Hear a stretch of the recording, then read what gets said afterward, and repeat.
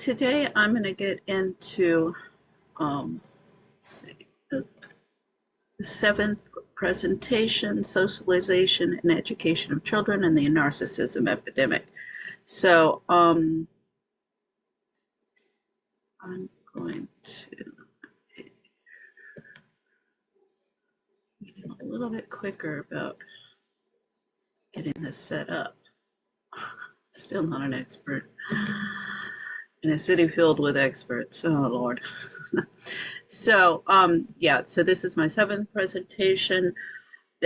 I started this, well, I have a book manuscript. I mean, it's still in works because I'm still in the deep state, and every day I find another group, another name, another thing of what's wrong with Washington, what we need to do about it, because everybody, comes here with lots of promises and then no delivery. So it started with conversation between Tucker Carlson and Steve Bannon. What is the, we need to stop with the unending wars and get rid of the deep state. So who is the deep state? And then I get into, in these other presentations, just the ideologies of, because my focus, the manuscript that I'm working on is the mommy wars, the deep state and the mommy wars between the feminists, anti-feminists, and socialites. So my focus, of course, is on the women in society. And I don't agree. I'm at odds with all of them. So last one was exploring what is culture and the different, how our culture, which produces, what kind of distinguishes us from other animals. We dress, we eat, we cook our food, we prepare our food, we have ceremony around our food, we have ceremonies for, marriage, for deaths, for, lots of different things, and it's reflected, our cultures are reflected in our dress, in our mannerisms, in our food, our cuisine, and art.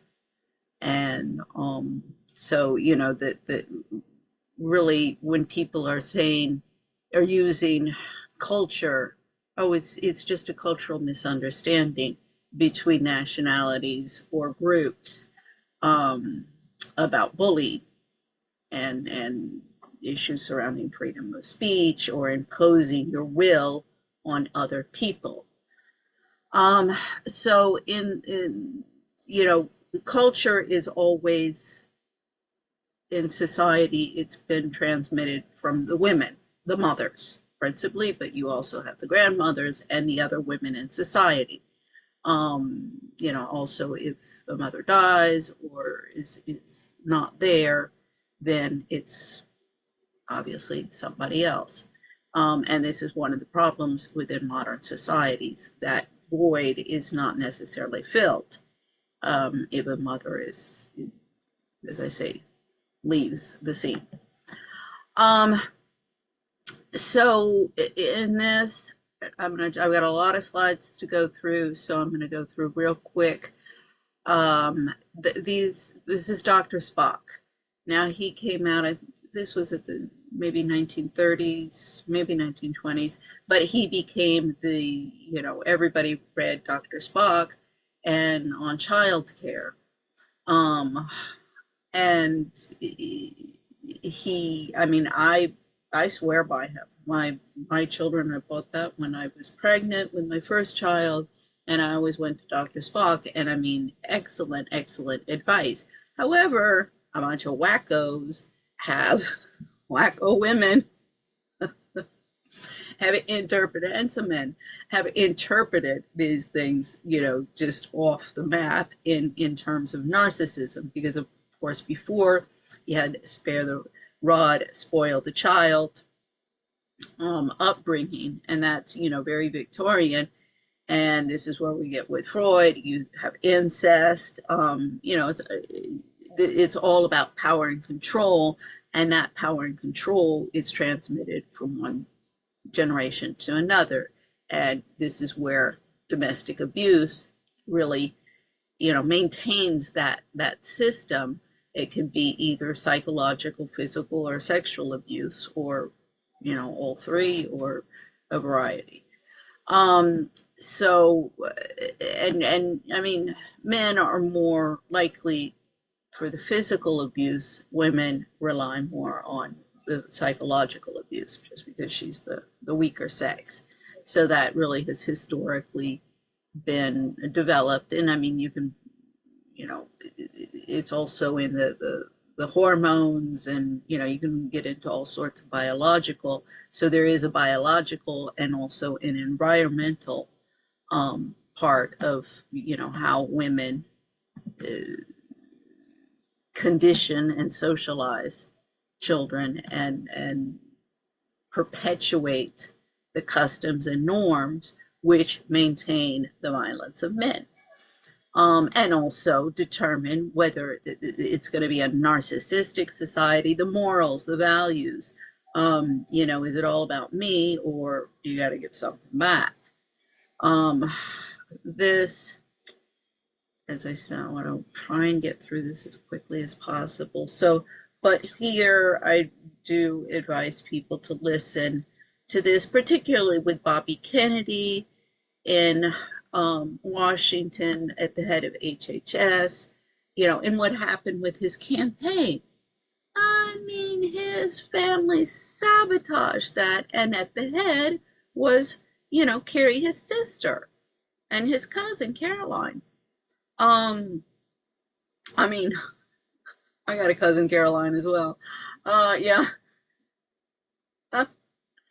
and I'll tell you, she's happy that I have not gotten a voice.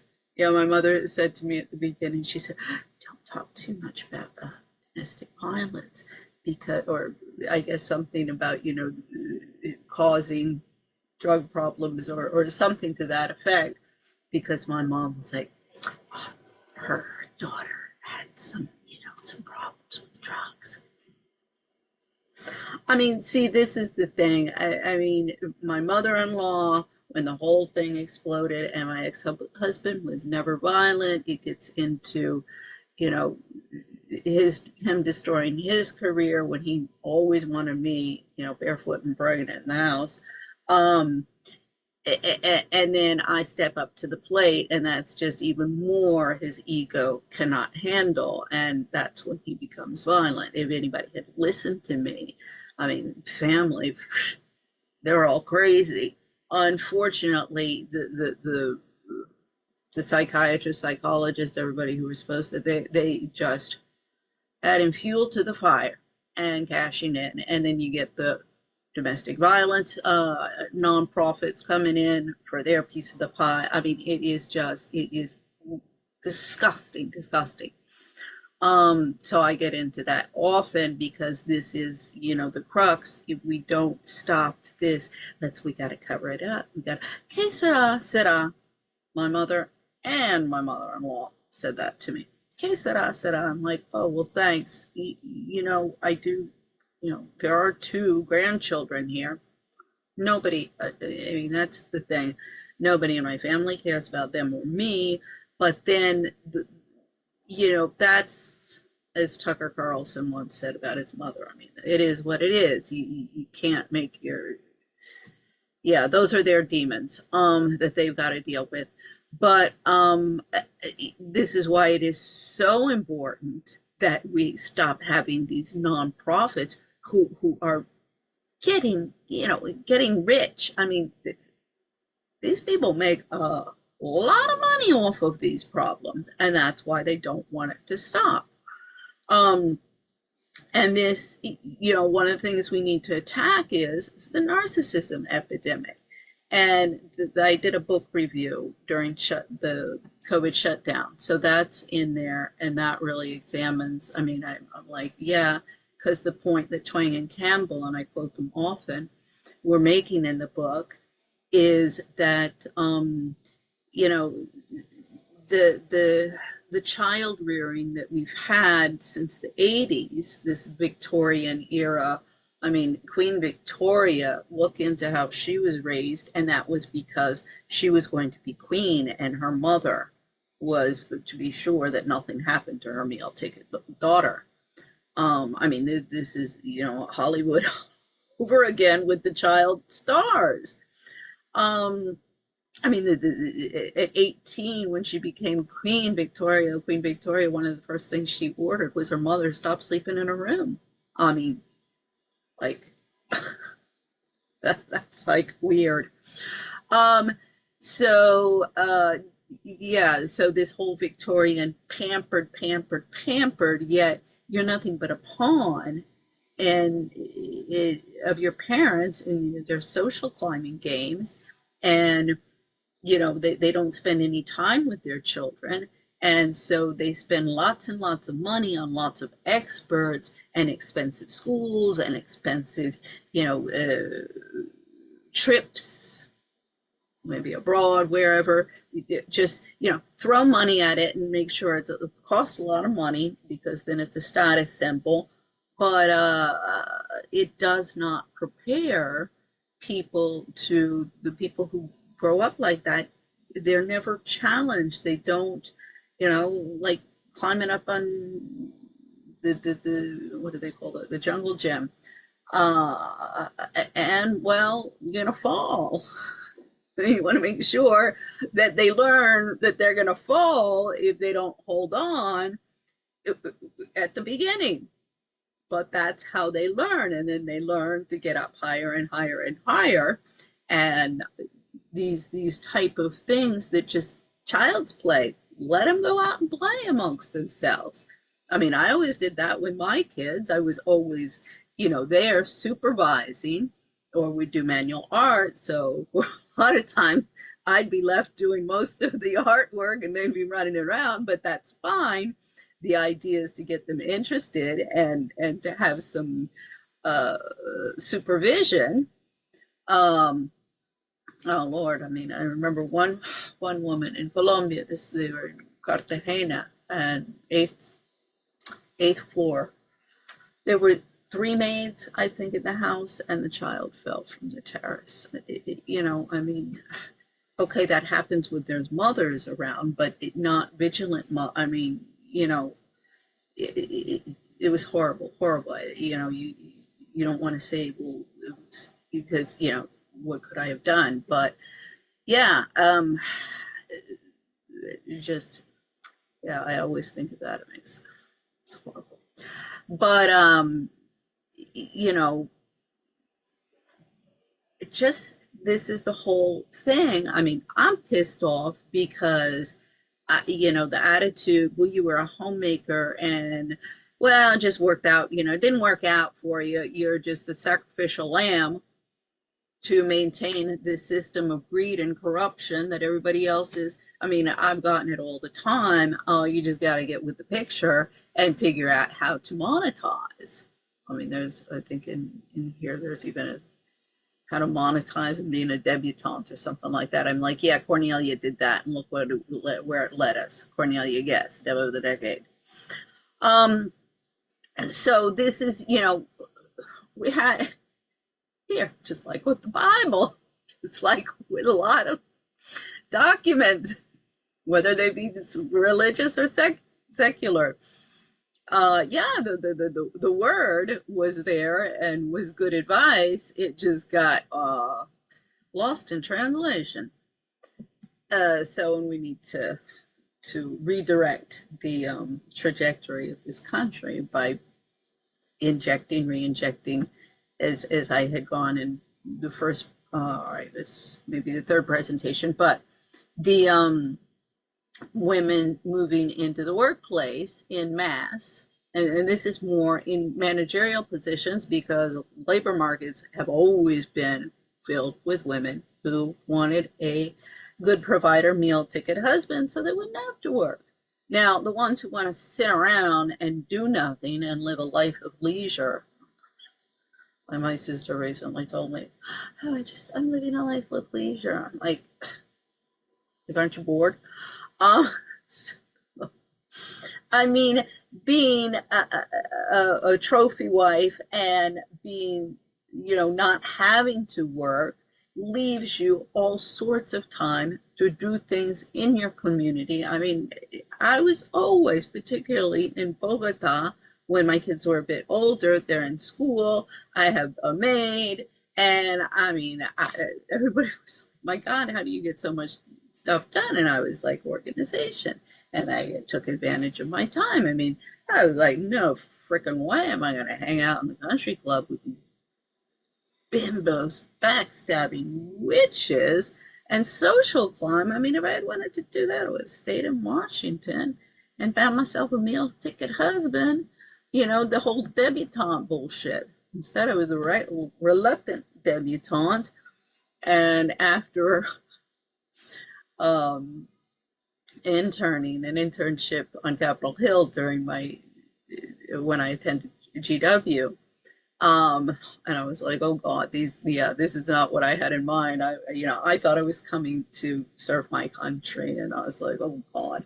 Then I got into the financial markets. I was there for the '87 collapse, and I'm like, oh, these people are worse. And of course, what do? I marry a banker. Yeah. Crashed and burned. Yeah. So, yeah, this whole thing, luck of the draw. I'm like, no, a lot of people are getting the fall out of this. And believe me, I mean, I keep on telling all of the ruling elite who don't want to listen to me, who have canceled me and too busy, like, just leave us alone. We're too busy partying. Um, there are victims who want capital punishment. I mean, people are real pissed off. So, stop just ignoring any unpleasantness in the hopes that it'll just disappear and work itself out. I mean, that's what I love. They'll just work themselves out. They always do. No, they don't. That's why we have 200,000 suicides. We have 600,000 overdoses each year. I mean, need I go on? The trafficking in women and children is escalating. Displacement. We have crises at our borders. Yeah, no, things are not just working themselves out. So, we need, the social institution, since it was abandoned, it's been hijacked by a bunch of wackos, the woke LGBT, the minoritist, and the feminist. And they have just been having a ball and created havoc everywhere. So this is a good video that I found on the feminism, how feminism destroyed women and have completely devalued women and eroded their rights in society. Was Schlafly a feminist? Was Phyllis Schlafly? She was what is is an anti-feminist. I mean, my mother was an anti-feminist. The I keep on, because ideologically there's so many crossovers between the feminist and the anti-feminist, and then the socialites, that gets all muddy. But basically, your feminist, she wants to make her own money, so she's not dependent on anybody, forgetting very much that her boss can fire her anytime he wants. And by eroding workers' rights, she's making herself even more precarious and without rights in society. So she's really shooting herself in the head. But then the anti-feminists, their meal ticket is, I mean, they want the meal ticket husband to have the jobs so they can sit around in a life of leisure and backstab each other and gossip and wreak havoc in society and rule the roost. And on both sides, the ultimate objective is to rule the roost. And you do that by dominating and manipulating others. And as I said before, women rely more on psychological abuse. So that is, of course, the their favorite tactic, rather than physical abuse and killing people and beating them up, and women are more likely to scratch your eyes out than punch you. So, but here, I want to this. I really liked this, and it, Joe Rogan, and explaining, the dynamics of family, and how this is not. It's not a burden for the mother. Candace Owens goes into that a lot. But this is, how it's positive and for men.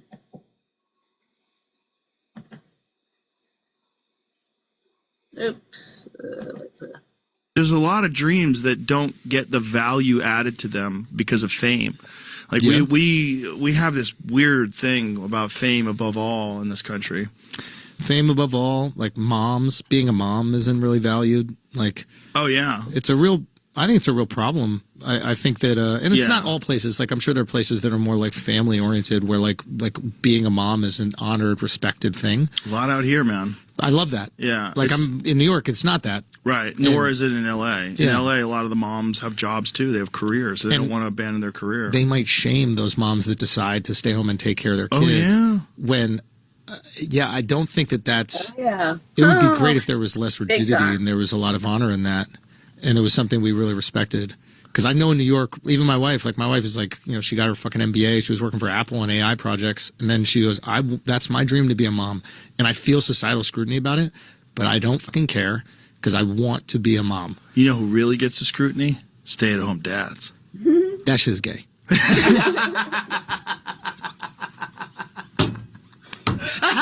take on it. But this is, you know, You trying to lip pill me, Joe? What the? I want to see where you would go with it. No, but yeah, that is the weird thing. It's like, I know. As well as a male, you feel a real strong pull to be a provider. we do. It feels very important. Yeah. And it really, like, as you become a father and you raise children, it it gets instilled on you. Like, I always had a really good work ethic, but becoming a father made me have a much stronger work ethic. Like, if I was a single man with no responsibilities, who knows if I would work as hard? Who knows if I would take days off? I would fuck off. My friends are like, "Hey, let's go bow hunting in Argentina." I'm like, "Yeah, I'll take the day off." The biggest lie about having kids is that you won't be able to provide for them. I think a lot of people go, "Oh, I just need to get my life ready to do it." It's like, no. That's going to put a battery in your back like you wouldn't believe. Hopefully. It's very sad when it doesn't. I've met Those men. people shouldn't have kids. Yeah, I've met men where they keep doing the same thing even after they have children, and you're like, "Oh my God, dude, you can't do this." Did they want to have them? Who knows? Who knows what if people want, or if they think they want and then they have and then they don't change. Louis C.K. said something really cool once to me. He's like, when you have children, he's like, you just got to let it change you. Just let it change you. Yeah. Yeah, don't hold on to who you think you are and what you think your identity is. Just let it transform you. Adjust, because everybody adjusts. The mom adjusts. Now it's not your girlfriend anymore. It's not your wife anymore. Now it's a mother. She has a child. She made a human being in her body, and it's very vulnerable, and she loves it more than anything in this world. Anything. And it's this crazy experience that if you don't have, and you're on the outside, you look at it as like, oh, that responsibility. Oh, fuck that. Oh, you're tied down. Oh, you got kids now. But it's another level of understanding what life really is. Because it's this constant cycle of new people entering into the world, and eventually you will leave this world. Yep. And hopefully you will leave this world better because you were here. Amen. Yeah. That's true. Yeah. So I totally agree. And I mean, what I like about that also is, because most of the people that you hear talking in the conservatives or anybody about family values, it all gets, they all bring in their religious, how shall I say, opinions or values into that, or teachings into that. And it just, I mean, as I say, I respect everybody's religious beliefs, but let's have that conversation without bringing religion into it, because I'm sure it turns people off, because it turns me off. I'm like, wait a second, this is not a religious issue, it's a societal issue. And like, can we have a discussion about it without just all the, whipping out your Bible? So, oh God, this is precious. What is it? What is a mom? What's the purpose of a mother? Owen. I think the purpose of a mother is to give birth to you. And I guess that's all. That's all? Okay. Chloe, why do you have a mommy? Phone. Okay, she has a phone. Michael, what's the purpose of a mother? Maybe so she could like take care of you. Okay. And yeah, basically. The purpose of a mother is to raise you right, not like your father, because he probably teaches you to do stupid things. I didn't hear that. Okay, Zach. Well, there's so much. Like, why not have a mother and they raise you, they're nice, everything. They help a lot. Okay, David. I would say to make me sandwiches. I'm joking. Okay, obviously to like be there to support you and also to help you get raised. Okay. I guess I sort of stole my answer, but I was gonna say to raise you because like the dad probably won't do as good of a job. Oh, I'm sensing a theme here. No, The sounds like you're I saying think the a If mom I does say- like 90% of it. What? No, the dad does just the fun things. Like, if you want to Our go mom lets us do fun skydiving, my mom would be like, Yeah, no. their mom wants them to do There, it's something. different, like dangerous Yeah, things. that's another purpose of a mother. Our mom makes our dad let us do fun things. Sometimes my dad is a little too scared to do Oh. things maybe like Sounds like you guys have a great mom. Yeah. See, get it from the experts, the mouth of the experts, the real experts, the consumer of the whole thing. So, let's go on to the next slide. Okay, so now this is also, we want to bring up our young men to be young, valued to society and good fathers and good husbands. We also want our daughters to be good, or bring our women up to be good wives and citizens and mothers. And in fact, I mean, with Joe Rogan, he was saying, you get this, the men get this feeling that they want to provide. Well, let's monetize. And everybody wants to monetize everything as a public policy issue. Let's monetize on that. Let's okay, this is something that the man is naturally feeling.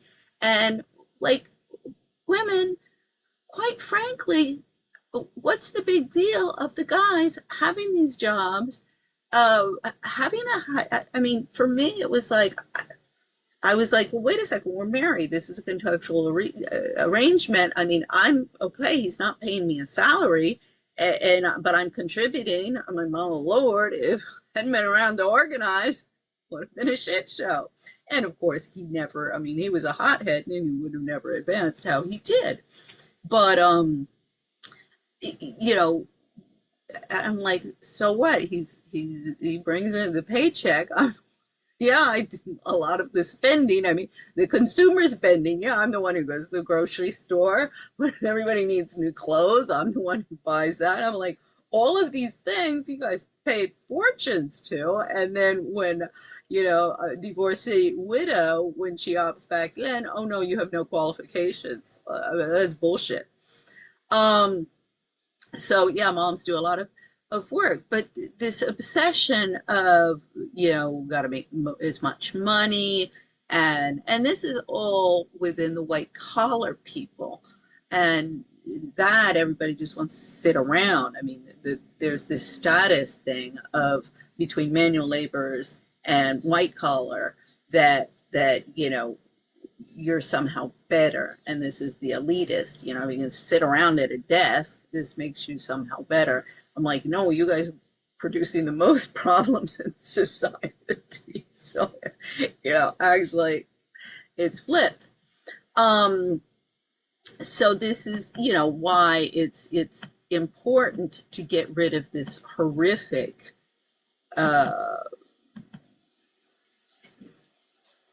socialization model that we've had going on. I mean, it started long before the Victorian era. I mean, we can go back to you know, the Romans. We can go back and throughout history. But you know, in modern, we're really talking about the Victorian era type of norms and customs. So that's kind of where you got to focus, of like just this elitism and thinking of, you know, teaching our kids to want to jet set and be on, you know, sit on yachts with champagne and sit around country clubs doing nothing and being parasites on society. That's not a good, and the whole, you know, the fake Bible, you know, the paradoxical, I mean, these hypocrites who are, you know, just as much prevalent in the country clubs with their champagne and popping their pills as the ones who aren't religious. So the hypocrisy has to stop. And I mean, by at least, you know, you can say, oh, well, the liberals, at least they're honest. They don't pretend to be good. Yeah, well, that's not a good solution.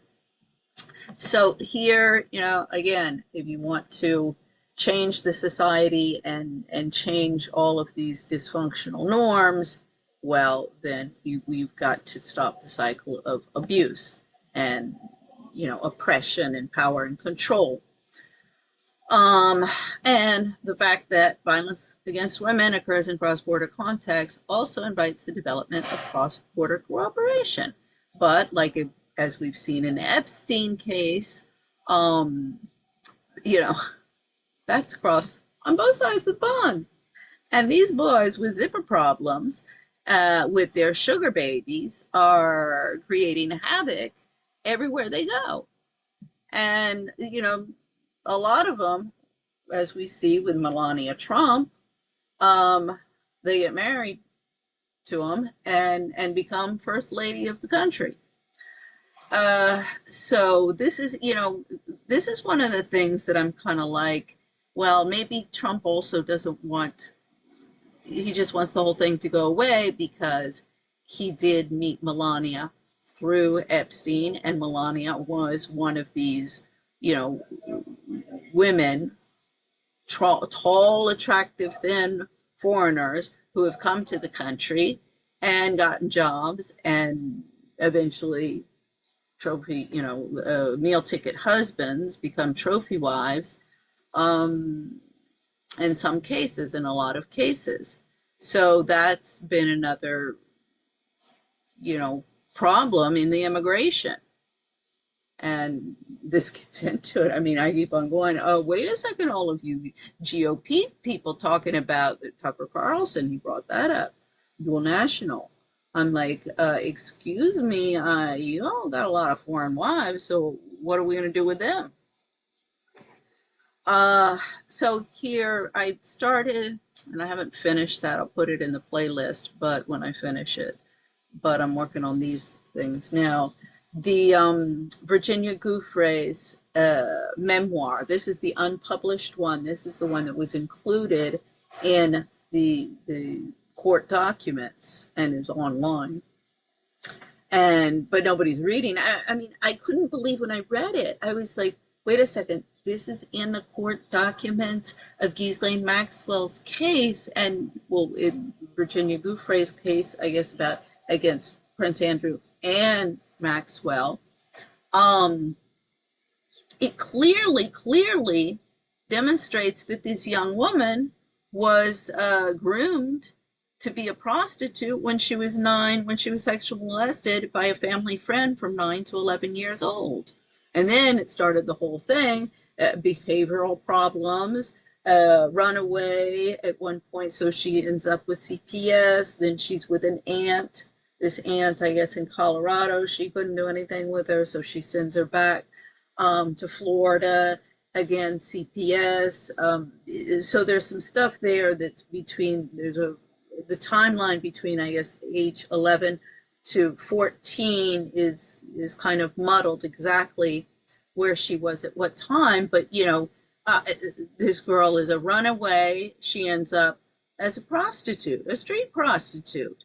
And this is Eppinger, Ron Eppinger. The FBI raided him and liberated Virginia Giuffre. This is what's crazy. It's like nobody talks about any of this stuff. And I mean, she was a real street prostitute. And in fact, what's funny is in the memoirs there is, I'm like, oh my God, like the way she describes it as, Ghislaine Maxwell and Epstein's staff, and Epstein as well, teaching how to properly eat with a fork and knife, because she, did well amongst the upper crust, like know which is the fork knife, which is the salad, which is the soup spoon, which is this, which is that, and how to properly sit at a table, all of these, manners and etiquette of a socialite. Read Cornelia debutante book.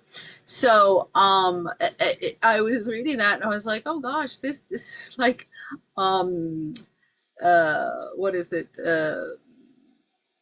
My Fair Lady, when he transforms Liza Doolittle, and that does go, that's actually a Pygmalion. So that is a theme that's been in literature for thousands of years. So obviously it's been an issue. So it's crazy, because I was like, wait a second, she was groomed to be a prostitute. She was a sugar baby. This is a huge, this I do want to play. So, because this is like, wait a second, this is Epstein. Everybody's going after these guys. Epstein, but no, like.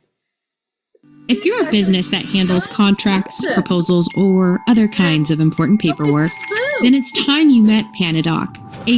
So you're Anna Wyants, a stunning, beautiful 28-year-old female painter, and you're dating this 78-year-old man. At first glance, you're probably thinking that, oh, he's just her sugar daddy, she's probably just trying to gold dig him, or oh, maybe she has daddy issues. And you would be somewhat correct, but it goes much deeper than that. See, you as Anna Wyant are very smart, and this old dude that you picked up is no regular old dude. No, this old dude is Larry Gagosian. And Larry Gagosian is one of the most powerful men in all of the fine art world. He owns Gagosian Galleries, with 19 different galleries around the world that sells around $1 billion worth of art every year, making him the richest art dealer in history with a reported net worth of around $600 million. So Larry Gagosian doesn't just control the art market, he practically is the art market. By all accounts, it's a healthy market. Which means if you're a starving artist with a lot of potential, you've got your own unique style, but you just can't seem to get the rest of the art world to see your genius, and you also happen to be a female and beautiful, then Larry Gagosian is the guy you gotta get in bed with. And that's exactly what you as Anna Wyant did. You banged the old dude you want his heart, and boom! Your paintings that used to go for $400 each are now being sold for $1.6 million. A 4,000 times increase. And this is not a knock on Anna, by the way. Most of us would probably do the same thing if we were in her shoes. But how? How can one man take a nobody artist and blast her into stardom so quickly? Well, because the art world is dominated by just a few rich people. And at the top of them all is Larry Gagosian. And Anna Wyant knows just how to court him. Stay dangerous, subscribe for more, and this is how the fine art market really works. Yeah, see? I mean, this is going on all of the time. Like, this is what's boggling about this is going on under everybody's noses. It's totally normalized, or it has been for the past 40 years. The Mayflower Madam, and in the 70s and 80s, that was the Biddle family. It goes on and on. But this, wait a second, this I saw, and I was just like, you gotta be kidding kidding me? Oh. I'm really excited because today is the day I'm gonna give you guys a step-by-step how to get a pay pig. If you're not 18, you cannot do this, so just get out of this video right now. I'm assuming you came from my TikTok, but if you didn't, let me give you a little backstory. I'm only 20, I don't go to school, I don't work, I don't do shit. I don't have a schedule, I'm never stressed out by bills, I have my own condo 2 minutes from the beach in one of the most richest cities in California. My dad doesn't help me, nobody helps me, I do this all on my own. I don't sell my body, I don't talk dirty with anybody, nobody has ever seen my body or paid for my body. The most I've ever sent a man is a feet pic. I live my life as if I have no responsibilities at all. I don't have a schedule, I don't wake up at a certain time, I do whatever I want on the daily basis. Sometimes I wake up and I want to go shopping and I'll do that. Sometimes I wake up and I want to go to Italy and I'll book a trip to Italy. If you didn't come from my TikTok, you're probably like, what the fuck are you doing then? This makes no sense. I have found a community of guys that will pay you to bully them. That's it. Not selling your body, not talking dirty, literally nothing inappropriate. Obviously, there's a community of guys, which is most guys, that want to see your body and are paying these OF girls, but that's not what I'm doing. These guys I have found are the complete opposite. They don't want to see your body. They want to feel like a loser. They want to feel pathetic in the way of, you don't even deserve to see my shoulders, so what the fuck are you doing in my DMs and not sending me $500? You've already wasted my time with these 3 messages. Let's start emptying your bank account now. These guys seriously have no interest in seeing your body. I promise you, you'll make more money than an OF girl showing her body makes. I'm not gonna lie. I mean, I came across that when I'm, looking on Googling sugar babies, and I was horrified. First, I'm like, oh God, oh, I do nothing, I get up when I want, I do whatever I want. I was like, this is no life. I mean, you are just a hedonistic parasite on society who has absolutely no contribution positive to make. So here's a video on who is Jeffrey Epstein, and that gets into that. This video with Candace Owens and the feminists, I mean, it is a classic, an absolute classic. I contacted Candace Owens. I was like, oh my Lord, can we take the issues that she was exploring, what is happiness, and from the feminist perspective, and just all of the contentions that these women make. And there was a man in there, some men, and break them down one by one and expose them in a debate and in with facts and evidence as well. Like, no, you're wrong. You're wrong on this point. You're wrong on that point. This is an invention of your, like, Wonderland and Alice. But, deconstruct. The feminists have been doing this for, almost 60 years, really. And it's been little by little. They've been, putting their bricks one after another. So if you want to deconstruct that, you got to do it brick by brick. I mean, there are no shortcuts here. And it's not just getting up. I mean, this is a good first step, that people are actually getting out there and talking about this and saying, wait a second, stop drinking the Kool-Aid of these feminists. But you also have to examine what your agenda is and what the agenda of, because it's like, okay, well, if you really want to combat this, I mean, I've been studying this for 17 years. I don't pretend to have all of the solutions or all of the information, but I have a lot of it, and I know a lot of people who have other information, and I also know where we have to go to gather all of the statistics, the information, get rid of the different. I was just looking at Ian Carroll. It was for Candace Owens podcast about the mediation process and arbitrage in the corporate world. And I was like, wait a second, this has taken over the entire court system. And, again, this is really good. You're exposing all of this stuff, but we got to stick it to them. We got to, insist. Marjorie Taylor Greene, I mean, I've sent her an email several times, and the nonprofits, we got to clean that up. We got to get the money. We've got to balance the budget. And, this is going to be real painful for a lot of prima donnas and a lot of frat boys with zipper problems. They are going to be very, very unhappy, but too bad. I'm sorry, we can't let the world go off a cliff just because a bunch of frat boys and sorority sisters aren't going to be, they're going to be a little bit disturbed. Screw them. They're going to be losing a lot of things. They're going to have a lot of reasons to be disturbed. Pierce Morgan, he did an interview with Ian Maxwell, who's talking about his sister and the case. I defended, in fact, it's here are the links to my coverage of Ghislaine Maxwell during the trials. This is all on my Taking Back America for the People website. The Prince Andrew, because my issue there was, wait a second, this case lacks standing in cause. First, she was 17 years old. Therefore, it's not, she's of age of consent. So you can't even do statutory rape or pedophile, because if she's age of consent, then it's not applicable. Also, she,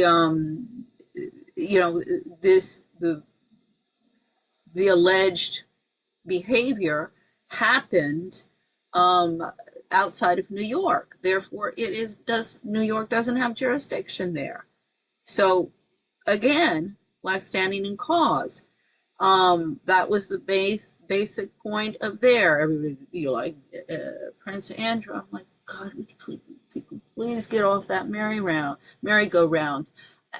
I don't know Prince Andrew, and I don't care if I know him or I don't know him.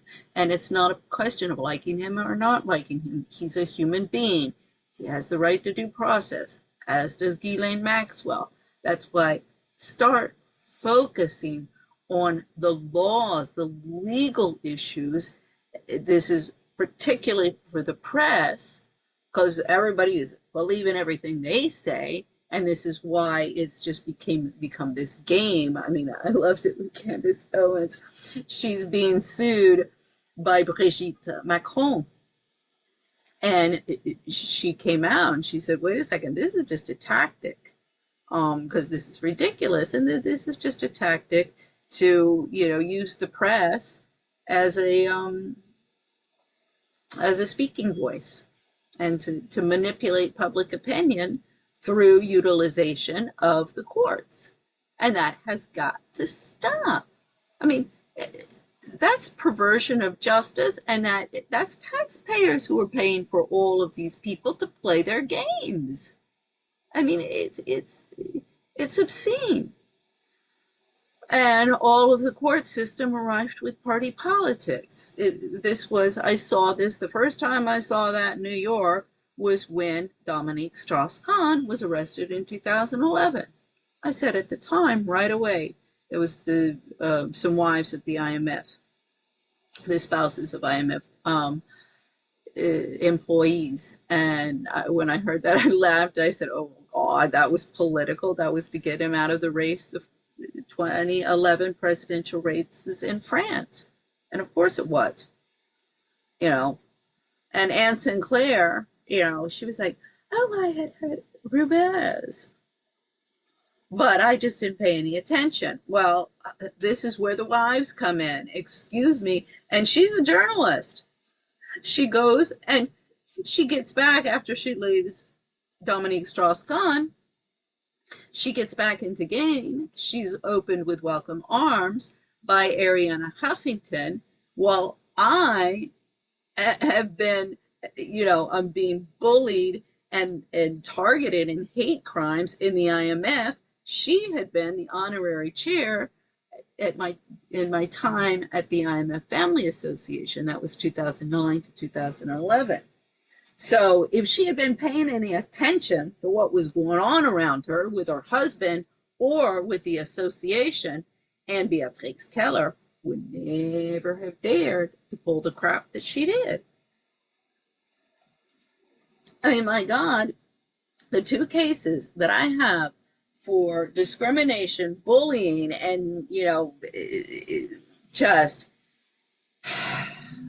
amoral behavior beyond, and stupidity and laziness. It is incredible, the people who work at the IMF and the World Bank. I mean, they just, you talk about your seat warmers, and I'm just here for the paychecks and pension, and the world be damned that the place is infected with it. And, I mean, nobody was ever held accountable for the 2008 financial collapse in the World Bank and the IMF particularly, but both the World Bank and the IMF have been in collusion with that and getting away with it. I mean, just taking taxpayers for a ride around the world. This has got to stop. There's no morality. Nobody in Washington has any sense of civic duty, of patriotism. Everybody's a traitor. And if Trump does not address that, see, Washingtonians, it's like 95, 96, 97%, and this is the whole Washington metro area, it's loyal Democrats and woke loyal Democrats. So they're just waiting for Trump to be voted out of office, or try and impeach him, and go back to the way things were. And let's go back towards the cliff. I mean, we haven't actually deviated totally from that. And not economically, at least. We need a balanced budget. Now, I got a whole plan how to do that. Why the frick won't he listen to me? I just contacted him. Oh, I'm going to post something apart from that. And read that. I just contacted him with his problems, the swelling in his legs and the bruising on his arms. I contacted him about, because who was it? Levitt said that he was on aspirin. So this is obviously a cardiac issue. I said, look at my father's research on thrombosis. Well, tell your cardiologist and try that treatment. And, I mean, my father, everybody says, yeah, the medical community is recognizing he was right. I mean, his pioneer work was 60s and 70s, but it was too expensive for the Americans. I even told Trump, I said, the Chinese and the Russians really, were on top of it. He went and gave lectures in the 60s and 70s there when nobody was going to China or Russia, except the scientists. And, kind of like, well, you want to compete with China and Russia here? The Americans snubbed their nose at my dad's research, wanted to take it up and show them and say, see. And also save, the Kawasaki disease. I saw those hands all of my life. And that he had, he saved a lot of people's lives. And I'm sure it would be helpful for him. So it's like, well, if you're not going to answer this one, Trump, okay, I can understand all of the others because it's a lot of unpleasantness for you. But there's no downside for him on that one. So hopefully. Who knows? So anyway, the whole paradigm, we're just, the tripping the prom queen, the one of the takes from that book, and all of these women who wrote these books, Tripping the Prom Queen, Phyllis Chesler, Women's Inhumanity to Women, and she was raped by her boss. at the UN in 1978, but her colleagues convinced her that to file a complaint or to pursue her boss would be discrimination because he was black and she was white. White Jewish. That's another thing with all of the minorities. They're like white. I'm like, whoa, wait a sec, you guys. Hey, you got a lot of division there. The Jews are white. Actually, the Arabs are white. The Catholics are the white. The Protestants are white. So yeah, there you got different factions as well. You know, this whole let's get, you know, factions and groups and cults together and all warring each other, and all you do is produce chaos. So yeah, all of them have said they were really, really, you know, raked over the coals for writing about women on women aggression and the damage it's doing to women and society.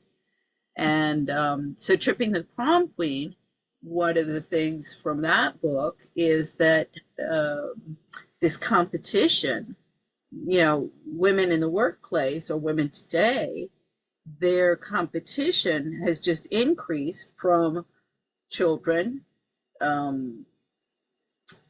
mansions, material wealth, meal ticket husbands. Oh Lord, you become a divorcee, and the married women are like hooks around their husbands, and that's also I forget who points that out. You'll be blacklisted.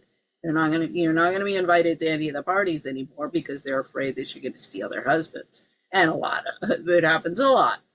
I mean, that was crazy. When in my divorce, even my two neighbors, Clemencia Llanes and Nicole King, they were like, because it was Victor Uriarte. He was on Aznar's, one of Aznar's ministers or something like that.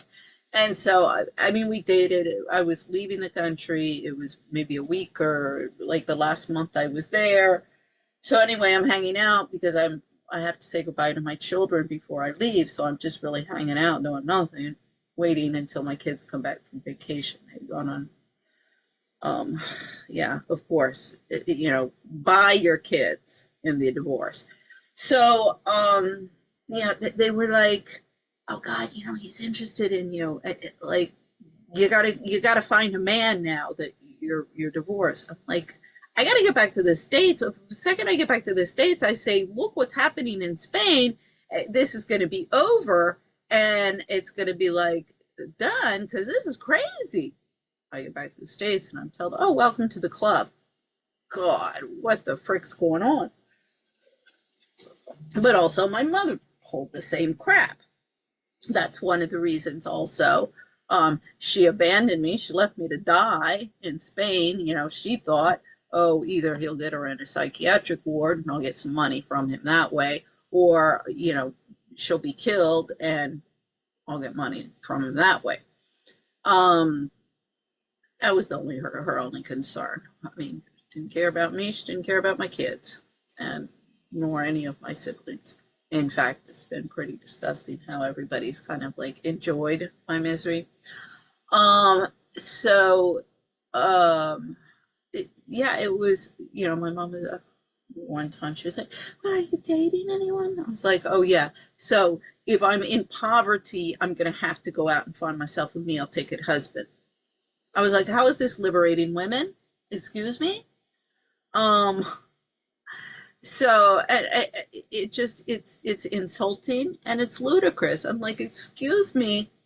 I was smarter than anybody in my class at Foxcroft, Cobham, and GW, and I can barely get a minimum wage job because I got married and then got a divorce. I was like, you people are crazy. Absolutely crazy. I mean, this is one flew over the cuckoo's nest and let me break out. So yeah, the only thing that nowadays women, now they're competing like they did before for husbands, kids, and mansions and lots of material wealth. And now it's for jobs. The backstabbing witchery in the workplace is just horrific. I mean, and I have the case that I have against the IMF.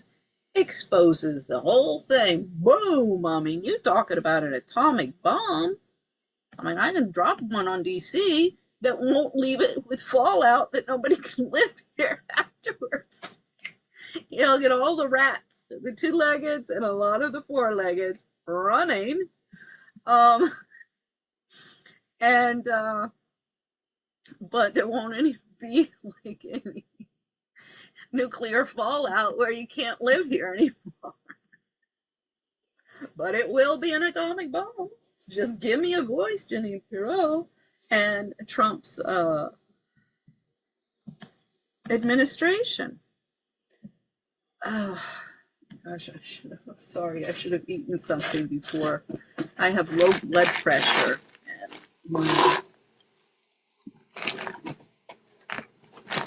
and with the heat, I've been having problems. And the blood doesn't get to your brain, so it's not thinking as fast. I mean, the whole thing about Alzheimer's and dementia, and I mean, we get rid of all of the bullying and all of the gaslighting and all of the chaos that's been being created. A lot of these autoimmune disorders will go away. I mean, autism. Don't even get me started on autism. And there's Asperger's. Everybody's got Asperger's syndrome. I'm like, no, all of you party hardy cult people. It is anybody who's different, anybody who doesn't want to, rah, rah, rah, rah, rah. And then, like, you people, like, I don't want any part of that. To be serious and reflective, you call them abnormal. The whole thing's crazy. And these are the norms that feminists, anti-feminists, and socialites have been, throwing in there. So what is a socialite and Reaganomics trickle down of amorality? Oh, when I read this on Wikipedia, I was like, oh, God, yeah. I loved it one time I read someplace that the Wikipedia is actually controlled by the CIA. And I was like, oh yeah, I believe that. Definitely what you find on there. However, having said that, Wikipedia is really good, particularly when you're doing research on historical figures and you want to get dates and, and then you can go from there, or public figures. But you can get basic information about them. So I do thank Wikipedia for that. So a socialite is a wealthy and famous person who takes part in social activities and spends a large amount of time entertaining and being entertained at upper class events. The term includes many people who are famous because they are famous. These people are not famous because of something they have done.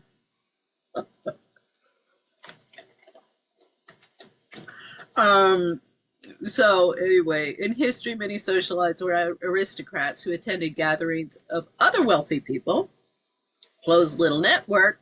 Many of them also had close ties to the British royal family, well, all the royal families. I mean, this is very, very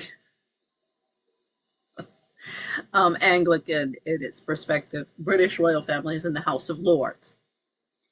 Some modern socialites include Paris Hilton and Kim Kardashian. Oh yes, Kim Kardashian is just both of these women are just such good role models for American women today. So this I found was a really good video on women in the 19th century, the history of the debutante ball, which, I mean, historically, it was after Henry VIII, he starts the Anglican Church because he wants a divorce and the Pope won't give it to him. So, as I say, this sounds like Trump, something Trump would do. Well, you won't give me my divorce. Well, then I'm going to start my own church. Screw you. And that's how the Church of England started. So, and the whole Protestant movement the Protestant under Calvinism, that had started in Europe, but the Anglican Church and Protestantism in England started with that, that's kind of set the foundation for the Puritans to come in and say, wait a second, the pomp and circumstance is still here. We're supposed to be pious. You guys still have all the pomp and circumstance of the Catholic Church in Rome. So that was like, no, we don't want that.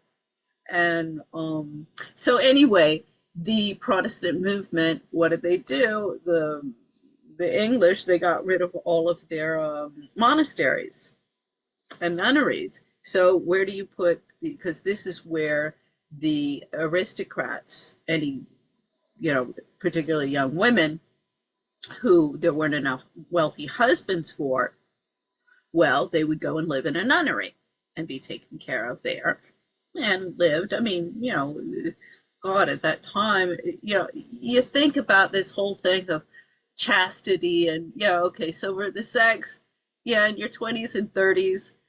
I don't know, like, because you hear about the mother superiors, the older women who, oh no, I was a mother and I had children, but no, I came here afterwards. I'm kind of like, I don't know, maybe a nunnery would be a nice change from the chaos in Washington. So anyway, with that, you had the this left a whole bunch of marriageable young women from respectable families who needed husbands. So that's when the debutante balls were started by, it was the Charlotte Ball, that was George III, and that was the American Revolution, when that debutante ball had started. But I believe they already had some in Vienna. I believe that maybe debutante balls started in Vienna before England. So anyway, we debutante balls, they fell out of favor in the 50s, and by 58, that was the last year that there was a debutante ball at Windsor, Buckingham Palace. And Elizabeth II had discontinued it. Prince Philip had called them bloody daft, and Princess Margaret had said every tart in London is getting in. And they have become, you should see the Le Bal des Débutants in Paris. Here's a link for that one. Real quick.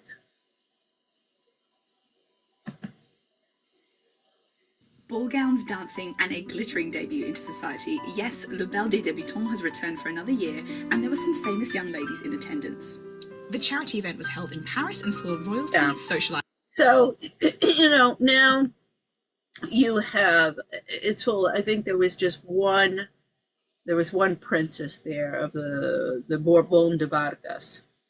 So this is, the Bourbon family of France, then Vargas. I'm not sure who Vargas is, but that's obviously Spanish.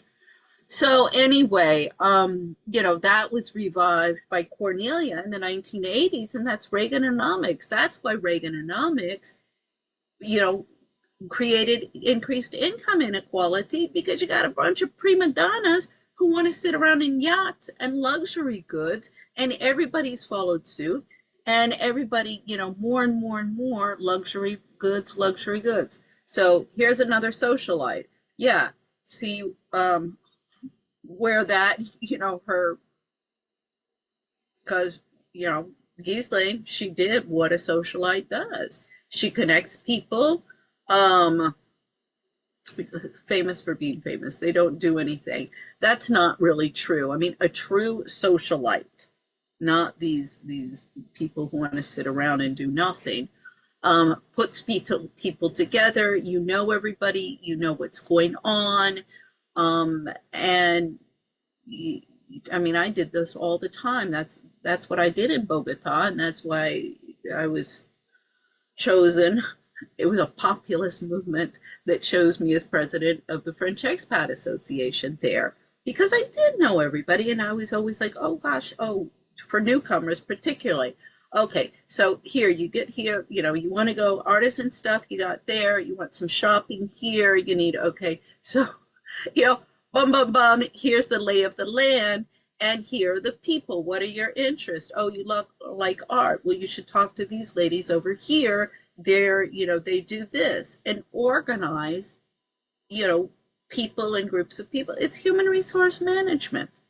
That's another industry where opting in homemakers are discriminated against. So this is Rianne Eisler. She's a social scientist, and she's been calling for, she has a whole bunch of books, The Real Wealth of Nations, and, caring economies, and the power over paradigm that we have to stop, and the power of partnership is the model that we need to go to. And, as I have been, or in the last video, really it was dedicated in showing, well, what is culture? It's the activities that we do, the way we dress, the way we organize our society, our culinary traditions, our art, all of these different things. Now, and I forget which video I went into that one on managerialism. I think that was maybe the second or third, that James Burnham, he was an American philosopher. He said that the biggest challenge of the modern age is not capitalism versus communism, it's managerialism. And we got too many chefs boiling the soup, particularly with PhDs. Get them, run them out of town in Washington. These think tanks, they are nothing but, wasting money and cacophony all over the place. It's either alt-right or alt-left, and it needs to be dismantled as much as the lobbyists and how they control the city. And that starts with Tommy Boggs and the Boggs family and Louisiana politicians. I want a roundtable with all of those people involved, the Johnstons, the Boggs, and now the new guard, Kennedy, Senator Kennedy from Louisiana. That we'll see later in the deep state. I got a whole stuff on Louisiana ruling elite, Arizona, and Virginia, and Florida. So anyway, so our problem is not capitalism versus communism. In fact, that is so muddied water, it's not even funny. So really, I'm a capitalist. I love it, particularly when my younger sister calls me a socialist. Just like, would you please learn what the word means before you even try and get into the conversation? So basically, in a nutshell, Mandeville, he said, yeah, prostitutes, drug addicts, drug pushers, rapists, murderers, they all produce economies. You got a lot of rapists, murderers, you need jails, you need police forces, detectives. This all produces GDP and an economy, and he's right. Adam Smith, on the other hand, laissez-faire, he said there's an invisible hand that kind of guides society. Well, that invisible hand is moms who are telling their children, no, you are not going to buy any candy. We're going to have lunch. We didn't come to the grocery store to buy candy. We came to buy lunch, or whatever.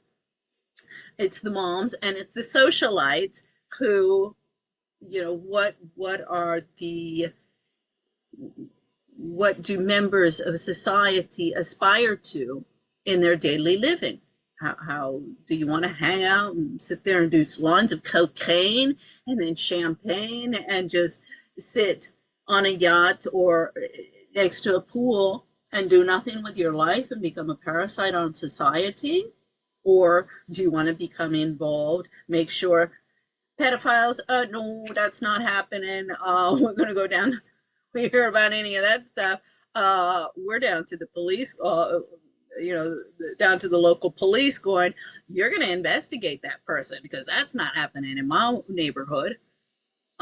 Or getting involved in your schools. What's going on with the PTA? I mean, I remember in Bogota, and my friend, she asked me, she said, you want to serve on the PTA of the French school? My kids were in the French school. And I was like, I don't think that would be the best idea.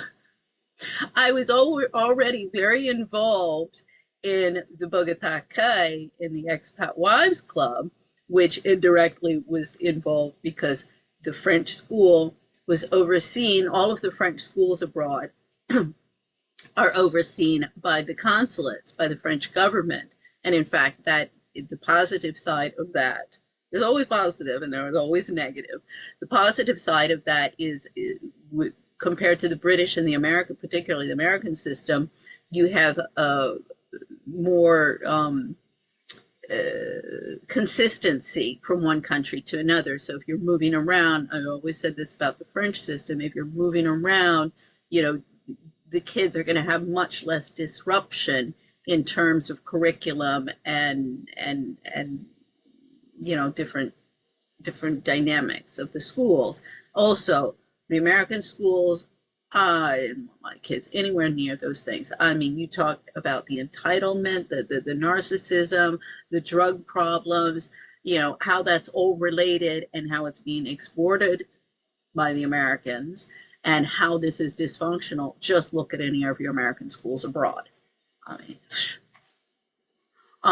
the French, the downside with the French, they are so pretentious, it's not even funny. I mean, I'm sure all of them were like, oh, Kobe has her kids in the French school because it's like, a social climbing thing. I was like, no, not at all. Because they are superior to Americans. So I want to cultivate my children.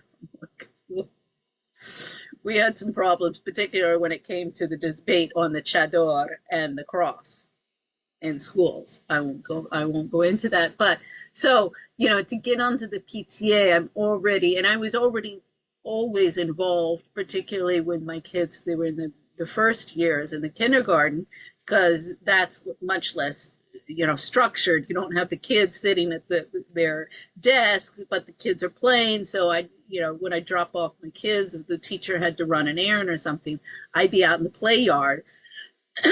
Or I'd always go on all of the field trips. I mean, in Paris and Madrid, always with my kids, I'd go on I was always a volunteer for the field trips. I knew even when my son, when we arrived in Madrid, I went to France for a week. I went as a chaperone.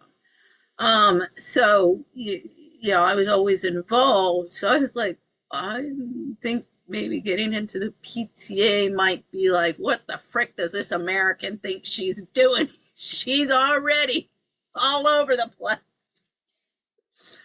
But I knew all the kids. That's also, I wanted the kids. People would say, how many kids do you have? And I'd be like, 2. And why do I see all these kids running around all the time? I was like, because I like children first. And also I prefer that they all come to, particularly in Bogota with security issues, I prefer they're here. So I'm the one policing them because I know either the maids are not doing it or the mothers. I see. This is also, Anne Sinclair. Oh, I had rumors. Are you kidding? I knew in Bogota. I knew who everybody was sleeping with. I was like, my God, you guys, this is like in college. I was like, God, can't anybody be faithful? And some of these stories were real doozies. See, I think that was in the last slide. There you go. Come on. Yeah, here it is. Etiquette. Bad gossip versus good gossip. That's too. Yeah, see, this is where you gather intel. This is where also women are spies. I mean, come on, how many socialites ended up being spies during the wars. Lots and lots of them, actresses and socialites, because we listen. We're we're kind of invisible because they think we're dumb bimbos, and a lot of them are. Oh, believe me, a lot of them are. So that they think that they can say anything, and this is to my advantage. Everybody just takes me for a dumb bimbo, and I'm like, okay, yeah, go ahead. I'm listening. I mean, I was listening for 7 years at the IMF, and I was horrified, horrified. I mean, I should have a publisher for a book on that stuff alone.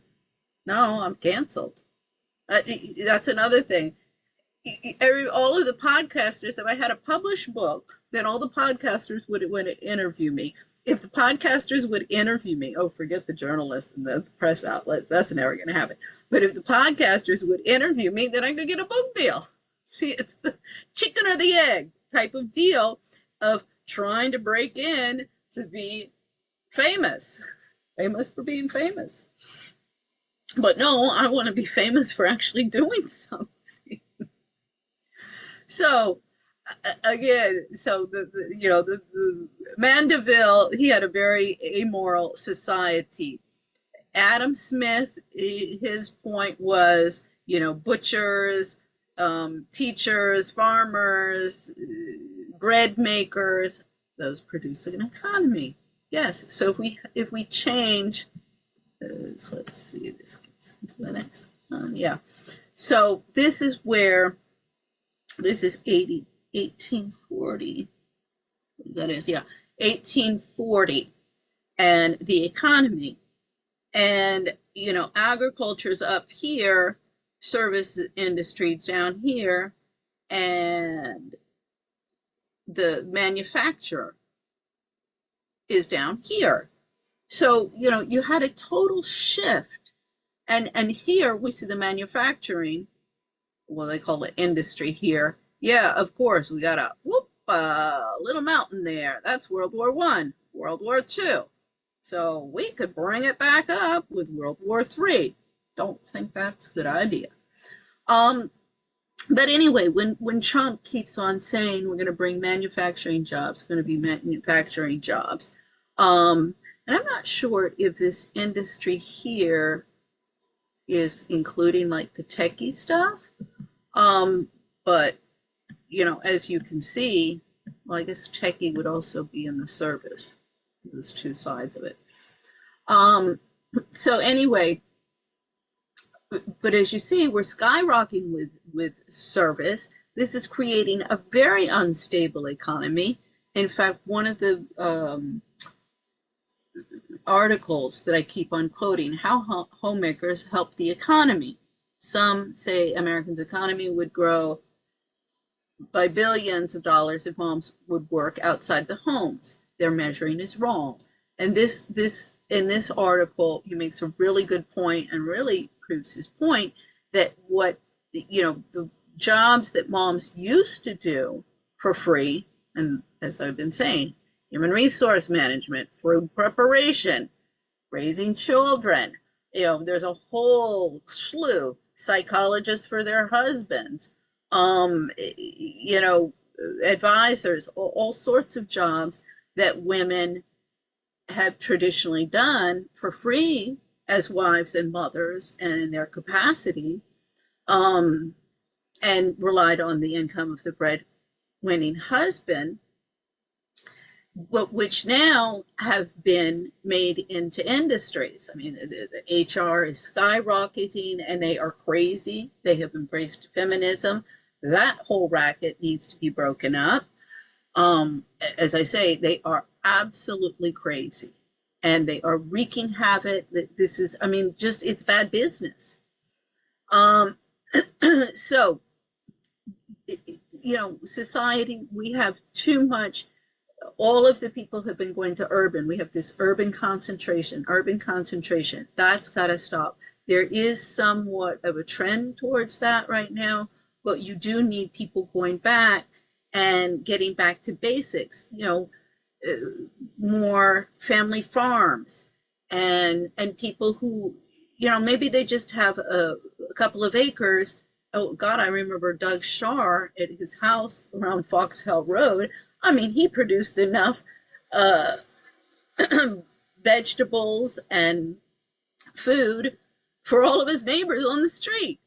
And, so people growing, you don't have to be totally self-sufficient, but more of a hybrid type of economy where there's a balance also between urban living and rural living. And with the internet, that's a revolution in opportunity of how work and industries and companies can be restructured so that there is, people are not concentrating into these urban centers where it's just producing a lot of problems.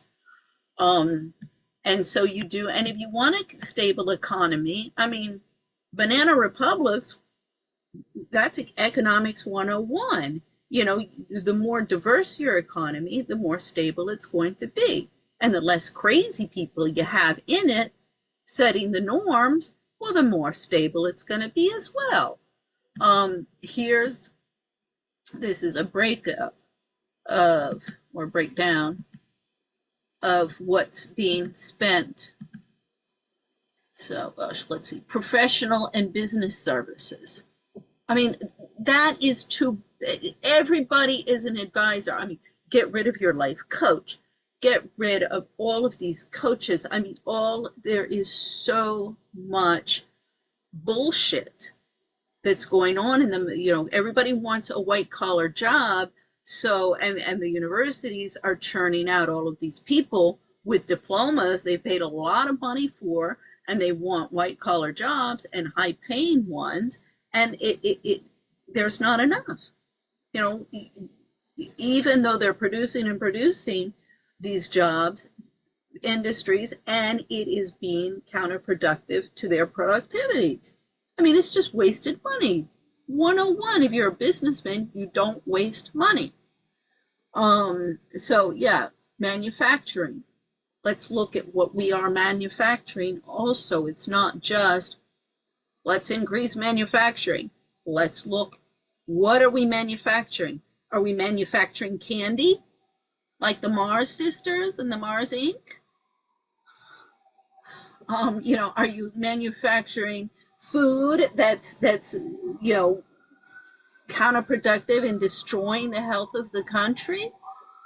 Real estate, that's another industry. And the people that I know in real estate, the greed and the people that I know that own real estate and want to rent it out, they've all got control freaks, and they've all got issues. So that's pretty good sampling. I mean, I know quite a few people, and so in real estate. And I remember, and it's a shame because I don't have this article, but it was really good. Years and years ago, it was when I was at the IMA, that if you looked at real estate prices over long term, 100 years and more, your real estate, like farmland, yes, but urban real estate was not a good investment whatsoever. And it is very volatile, particularly when you get in a recession or a depression. That's one of the things that gets hit the worst. And so there's so much speculation. Nothing was addressed in the 2008, and there's been a shit show going on. I mean, one just has to look at the advertisements that gets thrown at them to see this is not good. So, hotel, what is this? Health. I'm not reading this too well. So, health, social education, educational services. Well, that's definitely something where they need to be spending more of the budget on that, but it's not just a question of money. It's also, what are you doing with your money? Finance and insurance. I mean, that we need, if our banking systems collapse, I mean, people just do not get it. Oh, I made a lot of money out of Bitcoin. I made a lot of money out. Yeah, okay, fine. Short term, I'm sure people have yeah, having a ball. Oh, I remember when I worked in the markets. I was there for the 87 collapse. I was a trader. It's exhilarating. It is. It's an adrenaline high. Boom, boom, boom. But I also get that adrenaline high from other things. And whether it be sports, I mean, I get that like with my aerobics classes or riding or just being with my children. I mean, God, that's the only thing that keeps me going. Only thing that keeps me going. And everybody who's been, finds my plight amusing really should take a look in the mirror and at themselves and look at the women's inhumanity, the women. So anyway, you got wholesale trade, retail trade, construction. Oh, I mean, construction. Yeah, okay, what are we constructing?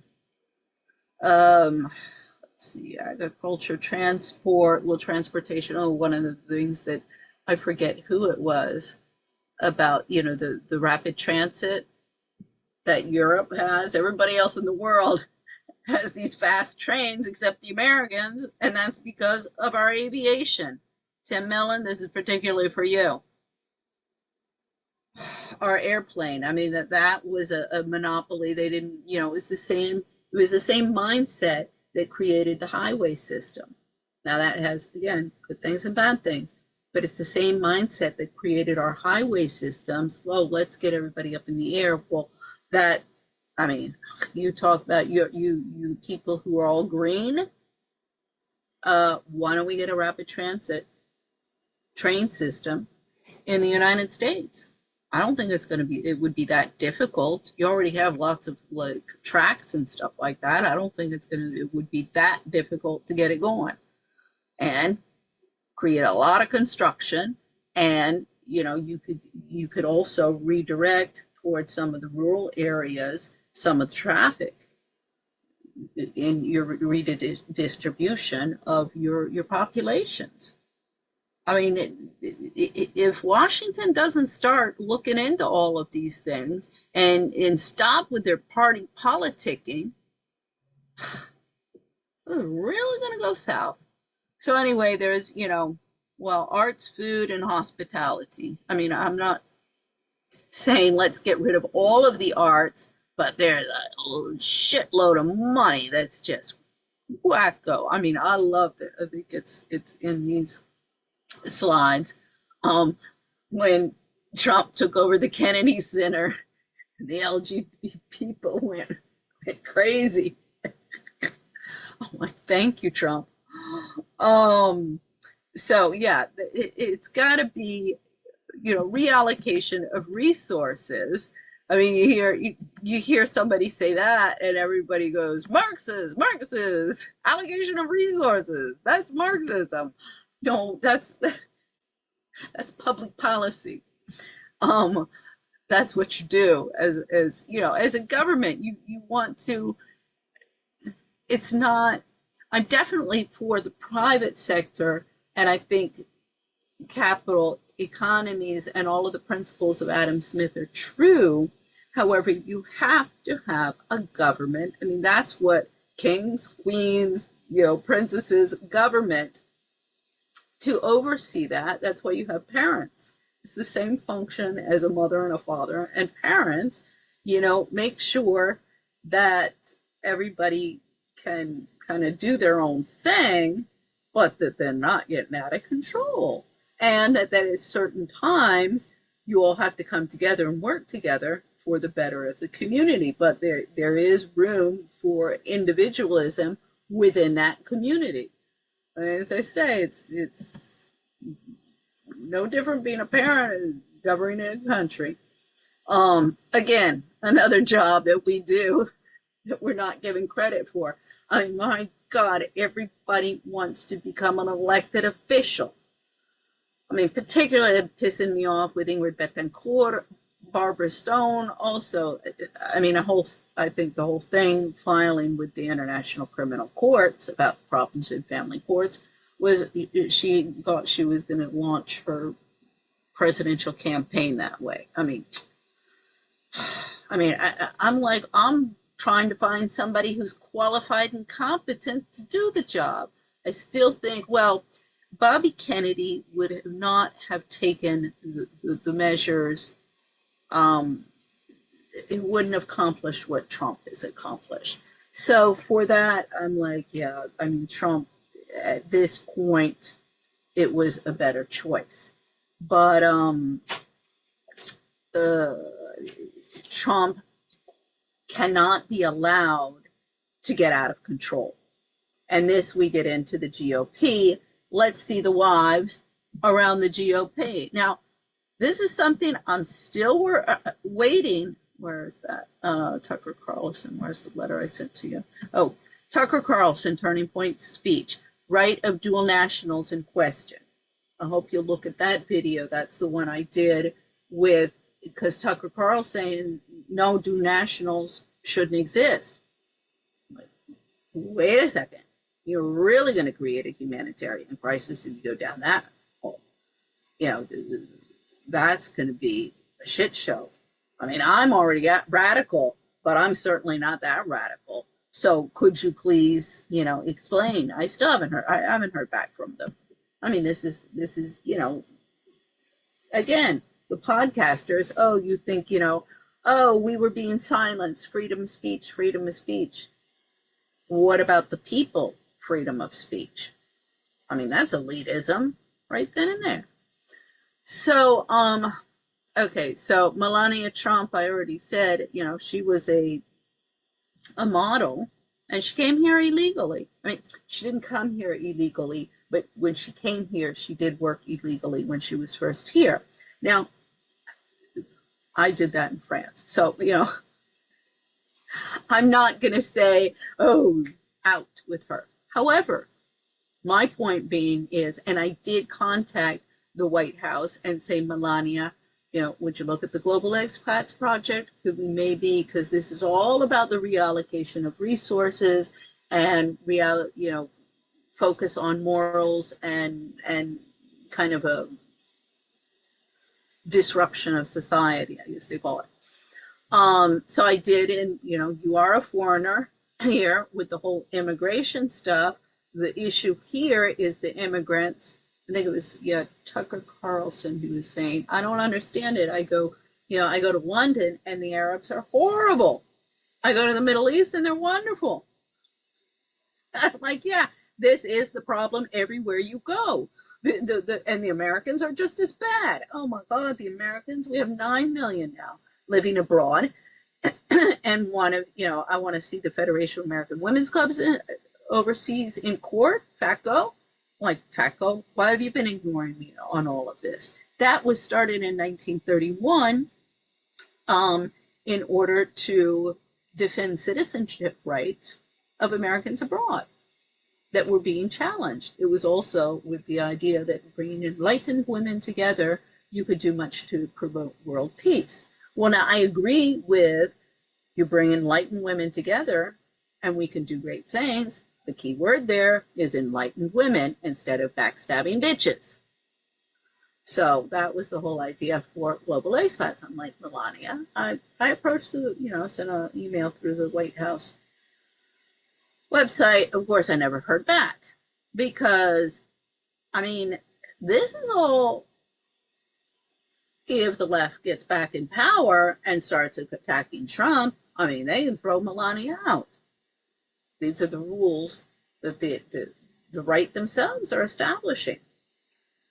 So there's some stuff on Melania, but it's like, wait a second, this is the Marie Antoinette. She was the Austrian. She was a foreigner. So this is the Marie Antoinette story again. Come down from your ivory tower, Melania. I don't like to trash anybody. But, you're the trophy wife that is giving trophy wives a bad name. And we're being treated like parasites on society because of women like Melania.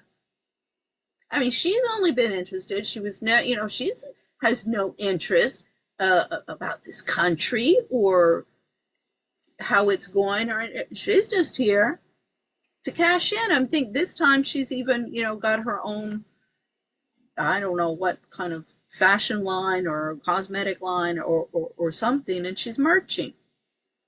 I mean, one of the things that Queen Elizabeth told Meghan, Harry's wife, was don't merch. So, there's a reason for that. So then we've also got our VP. Our VP, his wife is foreign as well. She's from India. And I mean, these gossip columnists do a better job than I do of watching all of these people. But check out, I mean, Vance, he's a lot of hot air. But this is definitely a dysfunctional relationship. This is also, the women and men don't like us doing this because it's something they have no control over. They're out of control. So that's why they don't like us looking at their wives. But yeah, that's what we do. It's like, wait a second, I'm not interested in meeting him. I want to meet his wife because she's the one who, manages him. And okay, so that gets into JD Vance and his wife, his Indian wife. But then there's Tucker Carlson. So Tucker Carlson, the thing is with Tucker Carlson right now, I saw he had been blacklisted from speaking at St. George's. I was like, me too. Let's get a Me Too movement going on here. Me too. I was blacklisted from talking at Foxcroft. Courageous conversation. We got attacked. The people who attended these schools, these are supposed to be producing our future leaders and the best and the brightest that the country has to offer. Well, stand up and be counted. It's like, oh, they can blacklist if they want. If they want to, they can blacklist me. I'm like, no, they can't. Foxcroft, I want to see you in court. I mean, I can't believe where I am at Foxcroft because after I was blacklisted from the Courageous Conversation, I contacted the trustees and classmates of mine, schoolmates of mine that I know from many years ago. I don't have that in here in the slides, but I'll put it. My conversation with Coy Durham, the class rep of 81. She's one of the trustees. I was like, well, did you read the letter, the email that I sent to you guys? Because I contacted the bad mistress, Kathy McGee. She ignored me. Okay, fine. See, this is why I have to get you into court because you can't negotiate with terrorists. You don't even want to talk to me. I'm a persona non grata because I want to clean up Washington. That should get some explanations. And also, why aren't any of the journalists on top of that? I mean, you would think that would be kind of headline news. What the frick are you people doing? So, and I mean, the IMF at the World Bank, those people, because their kids get tuition reimbursement and they go to these schools. And Beatrice Keller, her son went to Woodbury Forest, where my brother went. Taxpayers are paying. These people are using not only the IMF and the World Bank as social climbing tools to get into Washington or Americans' upper crust, but they're also sending their kids to the prep schools, turning them woke, and laughing all the way to the bank because it's the taxpayers in their country who's paying for it. I mean, this is a Ponzi scheme that's going on in Washington, and Trump has got to get rid of it. If he doesn't, when the left gets back in power, oh my Lord, we are going to have a civil war. And as I went in the last slides, I believe it was, with the different regions. Yeah, that was the last slide. The different regions, and that actually the United States is not like 50 states. It's 5 different regions that are divided up, you know, the North, the South, the Midwest. You've got now the Caribbean. But it really showed the divisions of the country, and that you'll have the alliances of those, and that's where your civil war will be fought. The territories, at least. It's a coming. It's a coming. Nobody wants to do anything about it. It's a coming. So, yeah. Now, the thing is, okay, so Tucker Carlson's wife is not foreign. She's American. Now, her father was the headmaster of St. George's. So once again, how these schools are being used as social climbing tools, because she's from a, you know, her father was a preacher, and she bagged herself an heir to the Swanson fortune. I don't know how much she got from his family, you know, how much that was, because that was sold. So whatever fortune, I don't know where that is. But he is, because he also then was with Fox News, so I don't know how much of his fortune is inherited and how much he made as a journalist. So, you know, Tucker Carlson, you got a voice. You got a voice of the American people. You got an audience. So you know, use your voice and expose these things. Because St. George's, I forget when this came out and when they made the settlement, but the sexual abuse of the kids by faculty and, you know, between students happened in the 70s and 80s. I mean, that's when Tucker, I mean, that's when I was in school as well. And you go on the Wikipedia page of all of these boarding schools, and all of them have these, you know, cover up of sexual abuse scandals within them. So this has been going on for a long time, and nobody's addressing the problem. I mean, Foxcroft, let's see it. I forget, it was 2016, 17, 18, so maybe 17, 18. But anyway, 6 girls were expelled. One of them was the head of school for alcohol or drug consumption. I mean, you know, that was going on all the time. I mean, drugs and alcohol, that was always around. And all of these people come from highly dysfunctional families and homes, and just turning a blind eye to the problem is not helping. And, you know, look with the Jeffrey Epstein case, where this is going. This produces the pedophiles. This, you know, these people then graduate and then go out and are leaders in this country. So, you know, Susan Andrews, she's the typical trophy wife that, again, you know, just an appendage of her husband and a broodmare.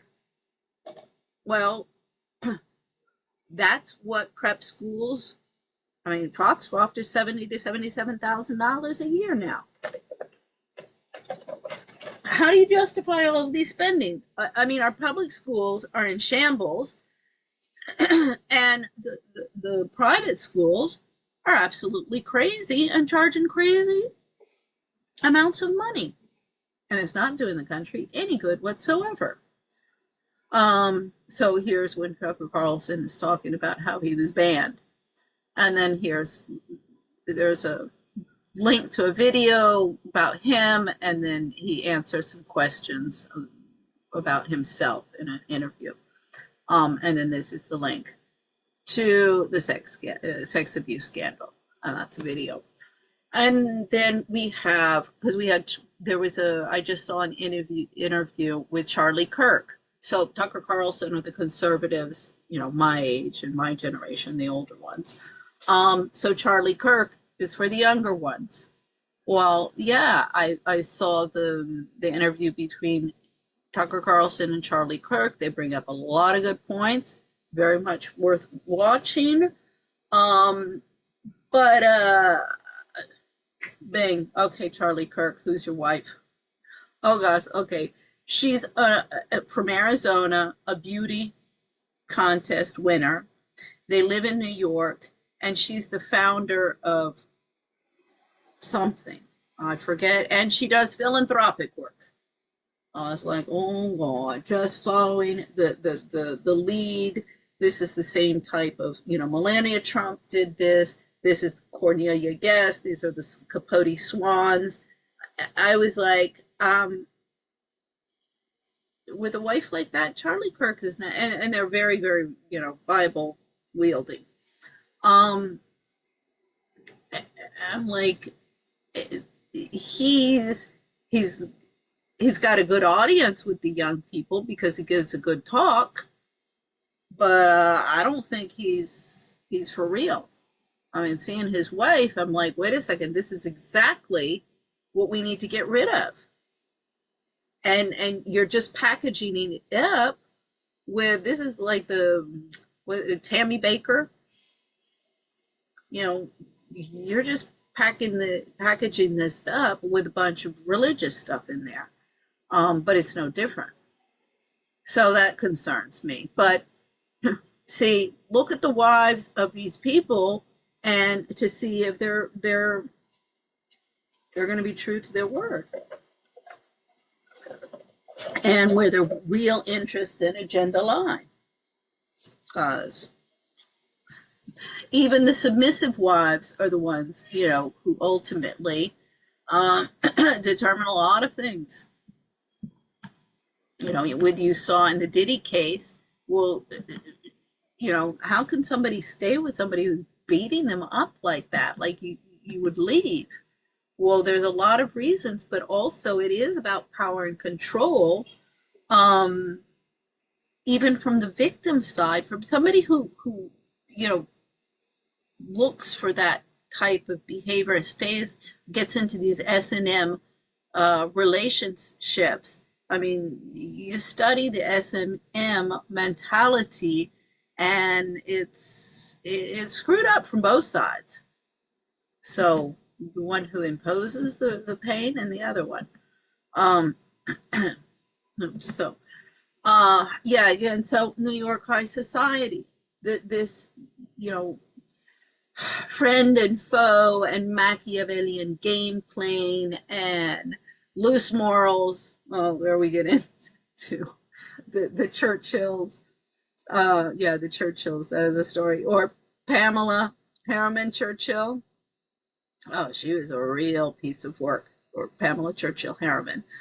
So here are some videos on that is kind of, and then again, we get into, and this is very interesting if you look at Truman Capote and his influence in, because he's kind of a nobody.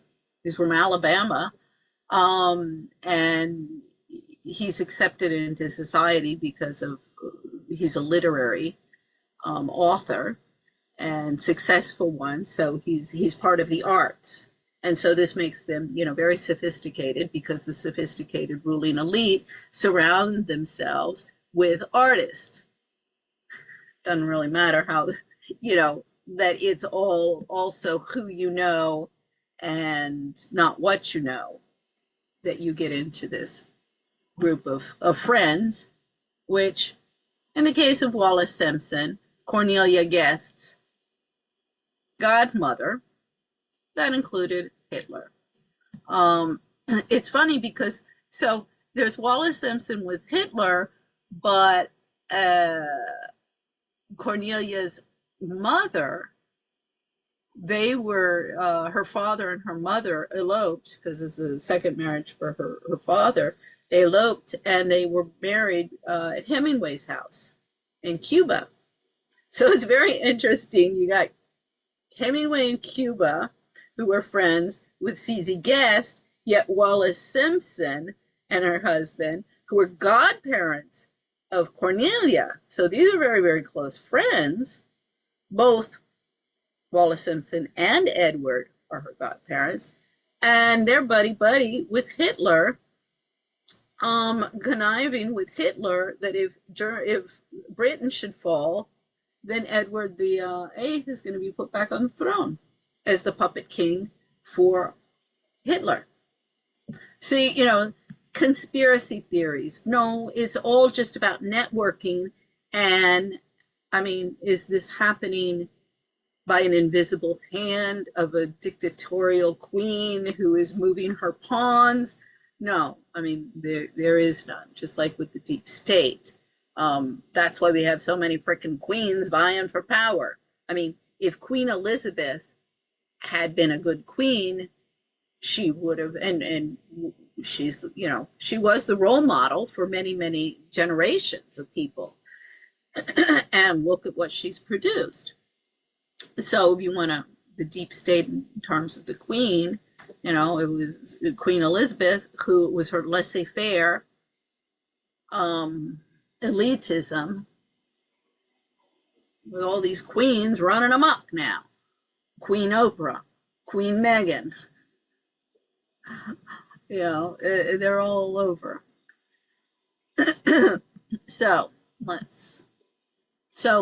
this gets into the queens. In history, this I get into in a chapter in my book on the history of England and Britain. So you have, and these are the role models. In fact, the Queen Elizabeth, the expansionism, I mean, she's the one who brought in la mode of makeup. I mean, it destroyed, oh Lord, it destroyed her face. It had like lead in it, and oh, horrible, horrible. And we've made many, many advances in makeup over the centuries because of this, all of the chemicals and horrible things that were in there, but it destroyed her skin. And she wanted spices, and that was the expansionism. That's really when the British Empire started. And it was the expansionism of new territories, spices to make the foods, more interesting and more cultivated. This was all to give, their courts would be the finest of the land. You would have exotic fruits from faraway lands, exotic spices. And this was show your opulence and show your your superiority of other cultures and other societies, of Europe at the time. I mean, the Scots at the time, they were savages compared to the English, and with the Irish it was the same. So the English had a superiority complex, although rightfully so, Scotland and Ireland were not as developed in terms of their architecture and infrastructure. So it's through the time, these are different queens who who were the role models. We got Marie Antoinette, who set the role model of getting her head chopped off by the guillotine. Like, learn from your mistakes, ladies. So Martha Washington, she was one of the wealthiest women, I believe, in the colonies. She had previously been married before marrying George Washington. Abigail Adams, Elizabeth Willing Powell, she was the one who asked Benjamin Franklin, what do we have, a republic or a monarchy? I forget. And he said, a republic if you can keep it. So these are in the colonial era and on our side of the pond. Those were your role models of society. Then we get into the robber baron era. So there's the expansionism, because this is another thing that I saw, and this gets into my chapter of the founding fathers and the colonial period. You have the English period, but there's another chapter of the colonial period in the United States. And the whole thing that I'd like to relook why would the American independence, War of Independence, that really was because Britain, you know, they were like, we can't afford any more wars. Our coffers are bare and everybody's getting pissed off. We've had our 100-year wars. We keep on fighting wars all over the world, even in Europe, and, you know, no more. So no more expansion. There was the line, it was the Appalachian line, I believe, that you couldn't go west of, and they had an agreement with the Indians. And I guess that's the end of the Indian Wars, and so we're not going to go any more west. That's your territory. The colonists didn't like that too much because they keep on getting more people, and this is land and territory that they can exploit. Like, why can't we? So that's the real reason that you had the War of Independence. And of course, it was all packaged up as, you know, with the ideologies and the rhetoric, and we did have the Constitution. I mean, it did produce the ideologies and the instruments for a democracy, but it's never been applied.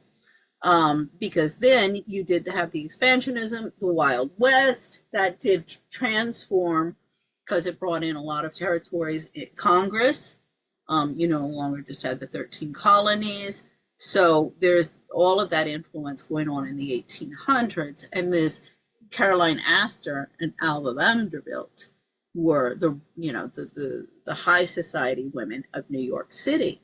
Now, before that, you know, the center of high society was Philadelphia and Boston in the United States. I mean, DC was it was created in 1790.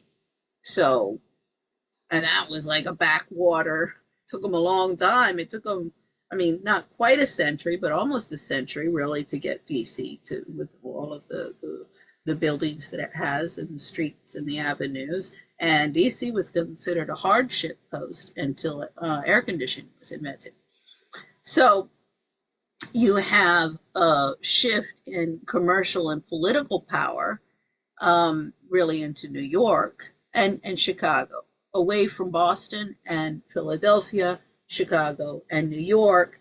And then DC is slowly becoming a political power because, again, you know, families didn't necessarily or really live here, and congressional members would come because, like in the South, they'd have their plantations or what, but this was not a very agreeable place for their wives to come and live.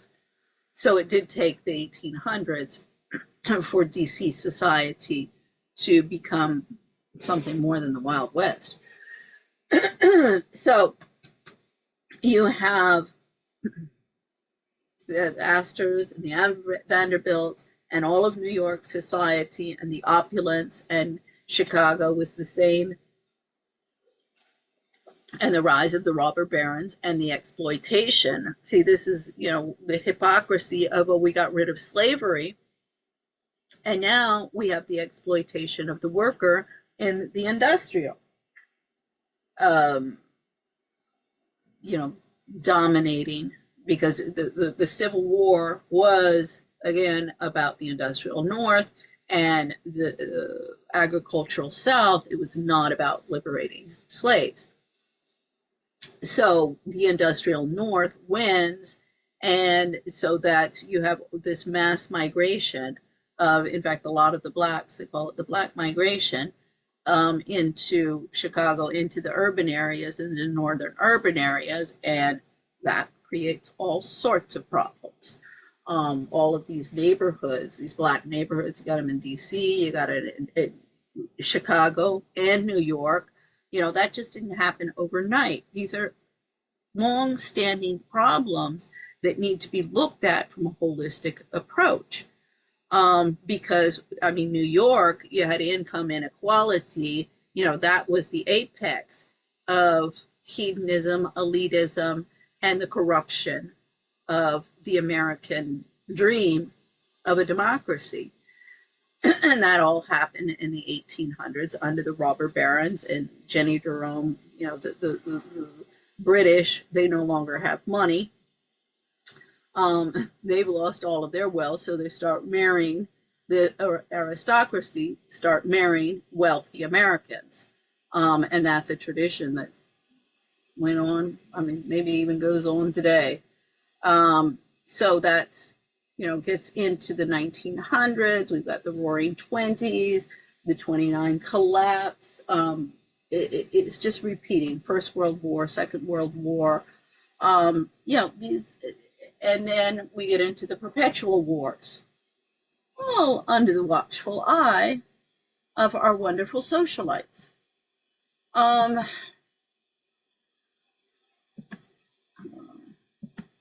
There we go. So, and now the socialites start becoming the Hollywood actresses.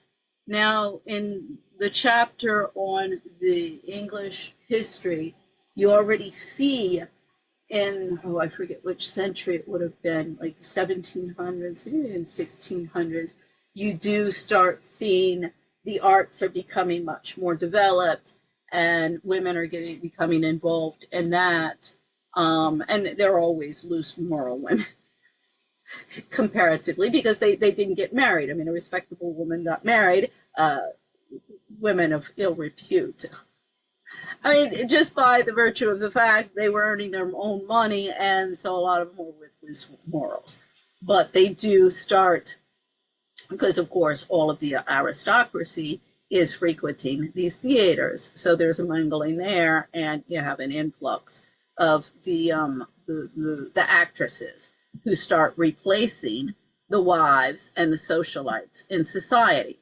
So here by the 1900s, and with Hollywood, it kind of explodes, and you've got, you know, the demure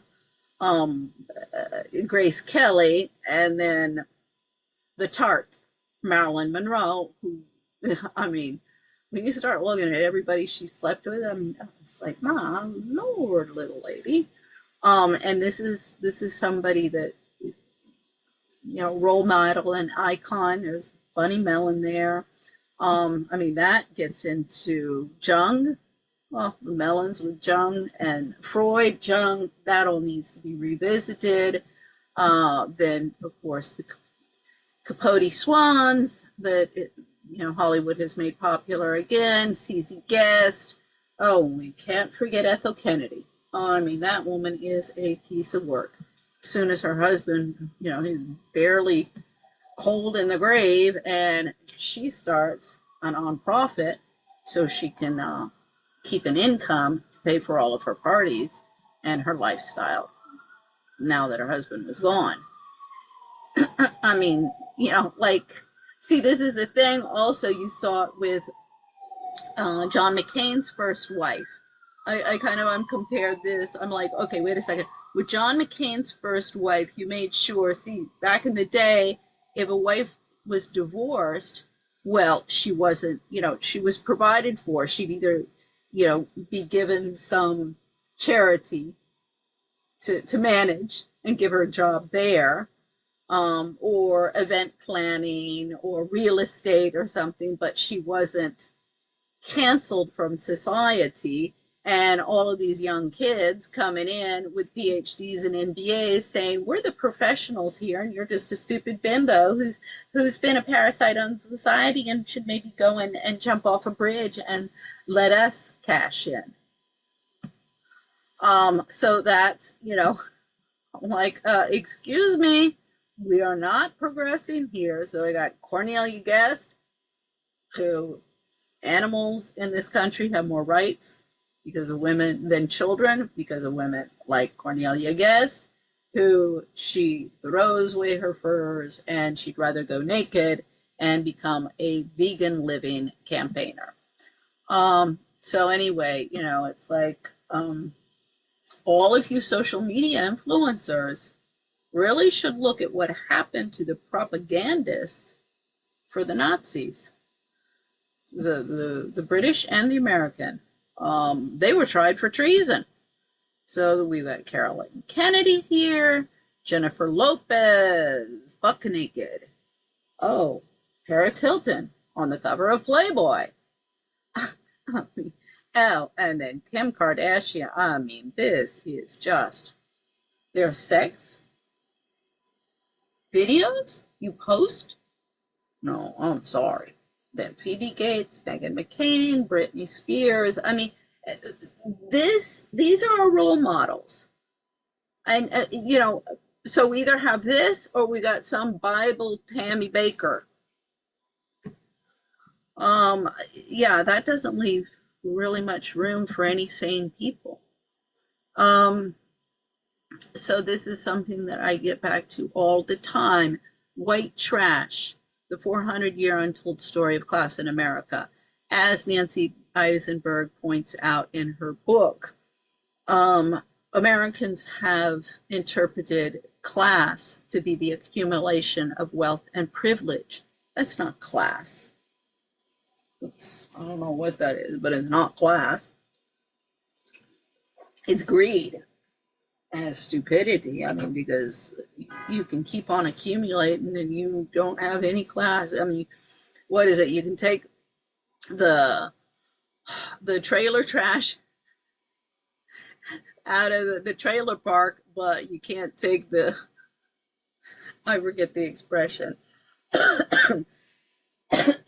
Again, my blood pressure is going down. So, yeah, with Nancy Eisenberg,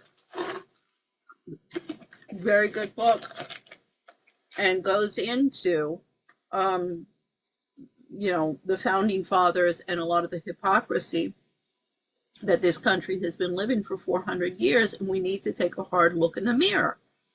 This was a really good interview, Matt Goodwin, with Winston Marshall. That was really good. The Puritans, we need to go back. As I said, the Puritan movement was an outgrowth of the Anglican Church being just a front for King Henry VIII, so he could get a divorce. And the Anglican Church was just as filled with pomp and circumstance as the Catholic Church, and as many problems, the elitism and the hypocrisy, and that's what gave rise to the Puritans. And all of the African Americans keep on want reparations for past generations. Okay? In this, they point out, wait a second, slavery's been around a long time. In fact, I saw something that the Romans, it was the way that they came up with, vagrants or people, who didn't have land or any means of support, rather than letting them die or exterminating them. They became slaves. You can come in and work, but you're not a citizen, and you will feed you and you'll clothe you and you'll take care of you, but you don't have the same rights as a citizen of Rome. And that's really kind of under the Romans, modern day slavery, not going back 800,000 years to the Neanderthals or something like that. So the whole slavery stuff and the whole thing that I keep on telling with all of the African Americans who want reparations, I'm like, okay, so when they give the money to you, you're gonna have to give it to us, because you guys are turning homemakers into slaves currently. So we want the money. It's the same thing with the divorce courts and all the bullshit that they're not giving access to women, to homemakers, their property and what is rightfully theirs. Oh gosh. I'm like, okay, you guys, you want to play it that way? Then what's going to happen is then the husbands have to pay the wives back for all of the work that they have been doing for 10 years, 20 years. That includes if they had a baby. Okay, what is that in the current market? Counseling. Okay, ching, ching, ching. See, you guys are going to have to pay her a hell of a lot more than if you would just divide up the assets fairly. So how do you want to play it? You want to keep on down that road, and I'm going to be coming after all of you. And all of you can pay the price. And see, the greed there, this is where it's, again, amongst the ruling elite, because the poor, they're like, we don't have any assets. Oh, so you just go your way, and you do. That's always been. And that's why, well, no, divorce was something for the rich. And it's become a status symbol. How many, like, just like with abortions, how many abortions have you had? How many divorces have you had? I mean, that's got to stop. So we go back into, the American Revolution, how we even got there. Well, this is somebody I've been trying to bring back interest into the founding father, John Dickinson.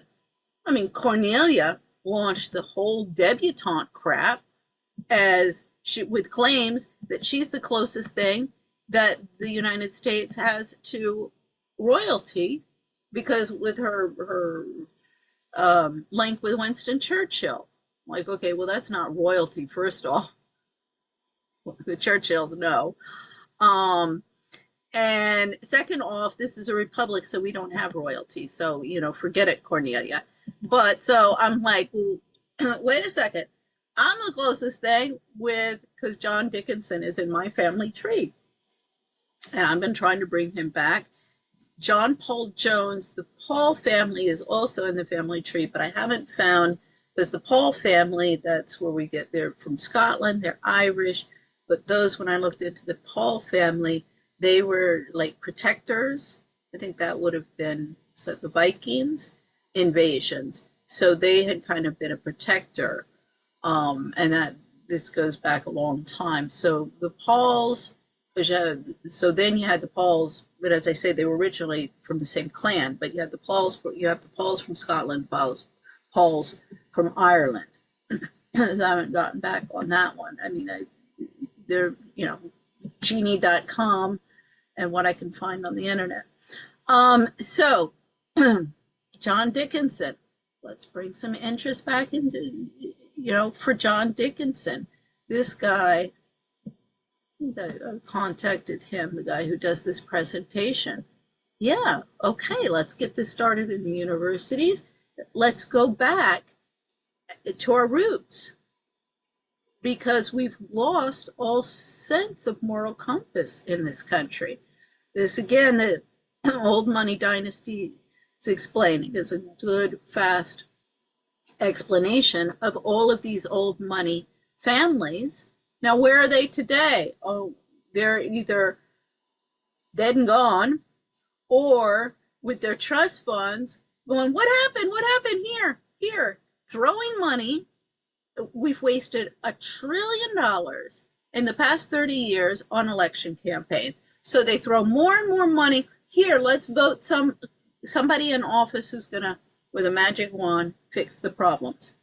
It's not working like that. And in the meantime, you have all of the techie liberals who have, bubble and bust bubbles economy since the 90s when they took power. And they're playing the same game. It's the same recipe with the same disastrous effects that the robber baron used. So, and same can of worms in Europe. Same stuff is going on. It's all, let's see, what is this? No, that's the next one. Yeah, so that's the end of it. So this is all related. These are how the networks work. If they say conspiracy theory, I'm like, what do you think? That everybody is individually, everyone's an island? No, everybody is related. And it's that network of people who determine what the norms are going to be, who we're going to call out, who we're not going to call out, what we're going to turn a blind eye to, what's going to be important to us. I mean, these are all important things in a society that are part of the social institutions, and that really just has been thrown to the winds, and it's a free-for-all. So, and well, maybe later today, but the next slides I'll get into Foxcroft School. My alumni, there I start naming names, and I go through all of the different people. There's particular, oh gosh, Tim Mellon. I mean, Tim Mellon, get out of your freaking ivory tower. Tim Mellon, and then the Mars sisters of Mars Candy Incorporated.